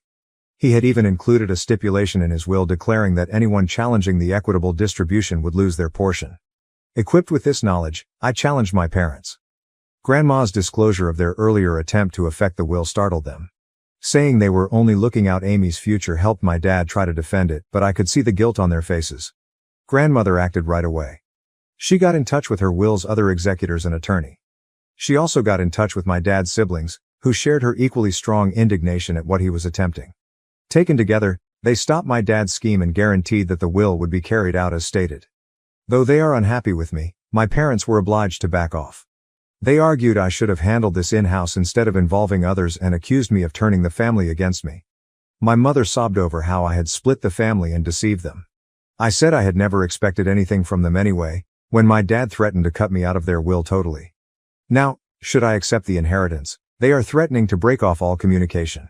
My dad even went so far as to suggest that I would not be welcome in their house should I inherit it. In a particularly low blow, my mother remarked that my acceptance of the money reveals that I never truly loved them and was merely ready to profit from their passing. The matter splits the extended family. A few of my cousins are encouraging since they understand the long-standing favoritism and value me for advocating myself. Others believe I should have yielded in order to preserve peace since family harmony comes first over financial considerations. Although my dad's siblings are definitely on my side, this has strained their relationship as well as my parents. Amy finds herself enmeshed in all this.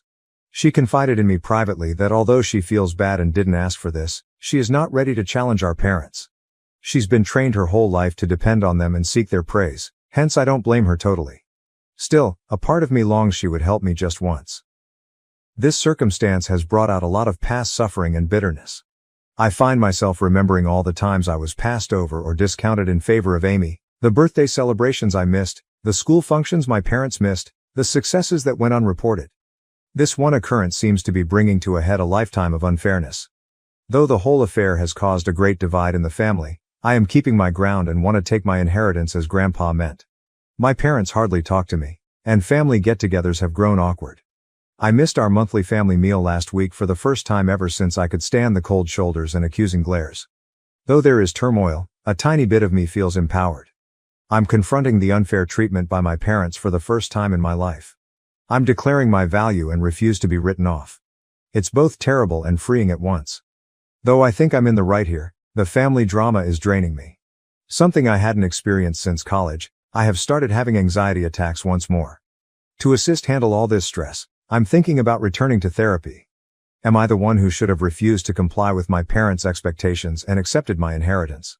Should I have simply handed Amy the money to maintain peace? Although I'm bored of being the family scapegoat, I also fear losing my family totally. Any guidance or viewpoint would be much valued.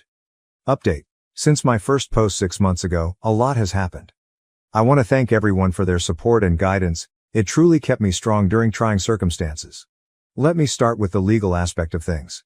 Many of you advised, and I did see my own attorney. He verified that I had every right to inherit and that what my dad attempted was in fact illegal. He helped me record everything and ready to act legally should needed. Fortunately, things did not transpire as such. Along with my dad's siblings, my grandma and her attorney worked out matters without involving court. I got my whole fortune and the will was carried out exactly as intended. Because of his will manipulation attempts, my dad was removed as an executor. This was a somewhat demanding process spanning several weeks. My parents threatened litigation, there were tense meetings and furious phone calls, but ultimately the law was unambiguous and they had to back off. Still ongoing though, the family fallout has been noteworthy. At first, my parents doubled down on their viewpoint. They charged me with being avaricious and neglectful of my sister. They also sought to mobilize other family members against me, disseminating allegations that I had somehow coerced Grandpa into giving me money. Luckily, most of the family saw through their trickery. About 1 month following the will's acceptance, there was one really unpleasant occurrence at a family gathering. When my parents showed there unannounced, my aunt was hosting and hadn't asked them to come, they started a scene. Starting to shout about how I had taken from Amy and corrupted Grandma against her, my dad became saying I had ruined all these wonderful memories. My mother flung an old photo album squarely at my feet. It was awkward and terrible. It took several relatives to cool things down and persuade my parents to leave. Bless her heart, my grandmother turned out to be my most powerful supporter over all of this. She related tales of how my grandfather had always been pleased of my achievements and how he especially wanted to make sure all his grandchildren had equal chances. She even said Grandpa had maintained a scrapbook of my accomplishments, newspaper clippings of academic honors, copies of my college acceptance letters, and even the program from that university play my parents had been late for. This insight was sad as well as wonderful. Grandma also volunteered to straighten the records with the wider family. She organized a family gathering excluding my parents, laying out the entire history of my parents' partiality including events I had long forgotten or never ever heard about. Having someone at last recognize the unfairness I had gone through for years was vindicating, but it also reopened old scars. About my sister Amy, she at last found her voice in all this. She came to me personally and apologized for not sticking up for me earlier after some soul-searching and several long talks with our grandmother. She said she thought our parents' preference was improper, but she had been too terrified to confront it. We discussed our childhood and how it influenced both of us in great length and emotional intensity. Amy admitted that being the favorite child wasn't as wonderful as it seemed. She never learned how to stand on her 2 feet and felt great pressure to live up to our parents' expectations. She told tales of times she yearned to accomplish things on her own, but our parents would swoop in and handle everything for her, therefore depriving her of the opportunity to develop and learn from her mistakes. For our relationship, this talk marked a sea change. We began to mend the sibling link our parents' partiality had broken. Just the two of us have been routinely meeting for coffee to discuss and encourage one another through this family crisis. Declaring that she was going to pay for college with her inheritance astonished everyone. She claimed seeing me stand up for myself motivated her to start managing her own life. Once she decided what she wanted to study, she registered in a nearby community college, first intending to transfer to a 4-year university. Our parents let out startled gasps. They knew, I believe, that their babying had not done Amy any favors. The response of my parents to all this has been diverse and changing. They first attacked both of us angrily. They tried to guilt Amy into quitting college to help the family, since they said I turned her against them. They changed strategy when that proved ineffective. After several protracted talks with my grandmother and seeing Amy's great transformation, my mother began to recognize how damaging their actions had been. She has made some hesitant moves toward reconciliation, even beginning therapy to address her problems. She got in touch to apologies, owning that she had been unfair and requesting a chance to right things. It's a slow process, and while I'm gently hopeful, I'm also keeping strong limits. Sadly, my dad has been less likely to own any mistakes. Still furious, he feels as though he is the victim in all this. He has been chilly toward Amy since she chose to go to college and hardly speaks to me. He has tried a few times to control us, threatening to sell our childhood house should we fail to come to our senses, or forgiving us should we realize we were wrong. Although we are both standing strong, it hurts to see him distance both of his children like this. The dynamics among the extended family have changed dramatically. I now live closer to my dad's siblings, who have been quite helpful, and my grandmother. Having heard from my aunts and uncles about handling my dad's challenging conduct over the years, it has lessened my loneliness in this fight. Deeper bonds with some of my cousins who stood by me have also developed. Starting a monthly cousin meal allows us to all catch up free from the drama of the older generations. For myself, I have been making sensible use of my inheritance. Having paid off my college loans, I now feel an amazing degree of financial freedom. Working with a financial advisor, I have assembled a varied investment portfolio. I have also set aside some funds to maybe launch my own company some years forward. Opening a community center with reasonably priced mental health treatments and financial literacy seminars is something I'm investigating. But for me, buying therapy for myself and volunteering to do the same for Amy has been the most significant application of the money. Both of us are learning to set reasonable limits with our parents and are working on healing from our childhood events. Though it's a long road, I already feel as though I'm developing in knowledge and ability to overcome emotional neglect and long-term partiality. This whole process has brought some surprising good improvements into my life. I now know a great deal about establishing limits and defending myself. Though I know I did the right thing, it hasn't been easy and there are still difficult days. I feel good about myself for resisting guilt and pressure. Among the most unexpected results has been a change in my work path. Dealing with all this family conflict and undergoing therapy has helped me to see my own passion about supporting people who, dealing with all this family dysfunction, and doing therapy has helped me to see how driven I am about supporting others who have gone through same family dynamics. Currently thinking about returning to school to specialize in adult children of emotionally immature parents and work as a family therapist. I have also been helping youngsters from challenging family homes at a nearby youth facility. Being able to offer the kind of encouragement and support I wish I had had as a youngster is immensely satisfying. I'm even considering creating a scholarship fund for children from same circumstances using some of my inheritance. My contact with Amy has kept getting better. Once a month, we have a siblings day when we do something entertaining, just the two of us. Our hiking and picnic last month was the most laid back and connected we had felt since we were small children. Without our parents' influence, we are gently reconstructing our connection on our own terms. Regarding my parents, things remain tricky. Our relationship has been trying to be rebuilt by my mom. She has been routinely attending therapy and has even begun to see some of the damage her favoritism brought about. We have had a few one-on-one lunches when we have had some honest, though challenging talks regarding our past and forward direction. Though it's not flawless, improvement is evident. My dad still objects to change though. He still says he done nothing illegal and that Amy and I should be appreciative. He refuses to be in the same room with me, hence he missed several family functions. Though it hurts, I am trying to let go of my need to compel him to see things differently or control his reactions. For both Amy and me, Grandma now serves as a rock. She has been sharing additional tales about our grandfather and his pride of us for advocating for ourselves. She always supports justice and understanding, thus she has been a fantastic mediator in family problems. The whole process has imparted a lot of lessons about the actual meaning of family. I've come to see that occasionally the family you select might be more encouraging than the one you were raised in. Along with developing a close-knit circle of friends who have been quite helpful along this journey, I have grown closer to my aunts, uncles, and cousins who stood by me. Setting limits and practicing self-care have also become more crucial to me. I'm growing better at saying no to circumstances that compromise my mental health, and I no longer feel bad about giving my personal well-being top priority.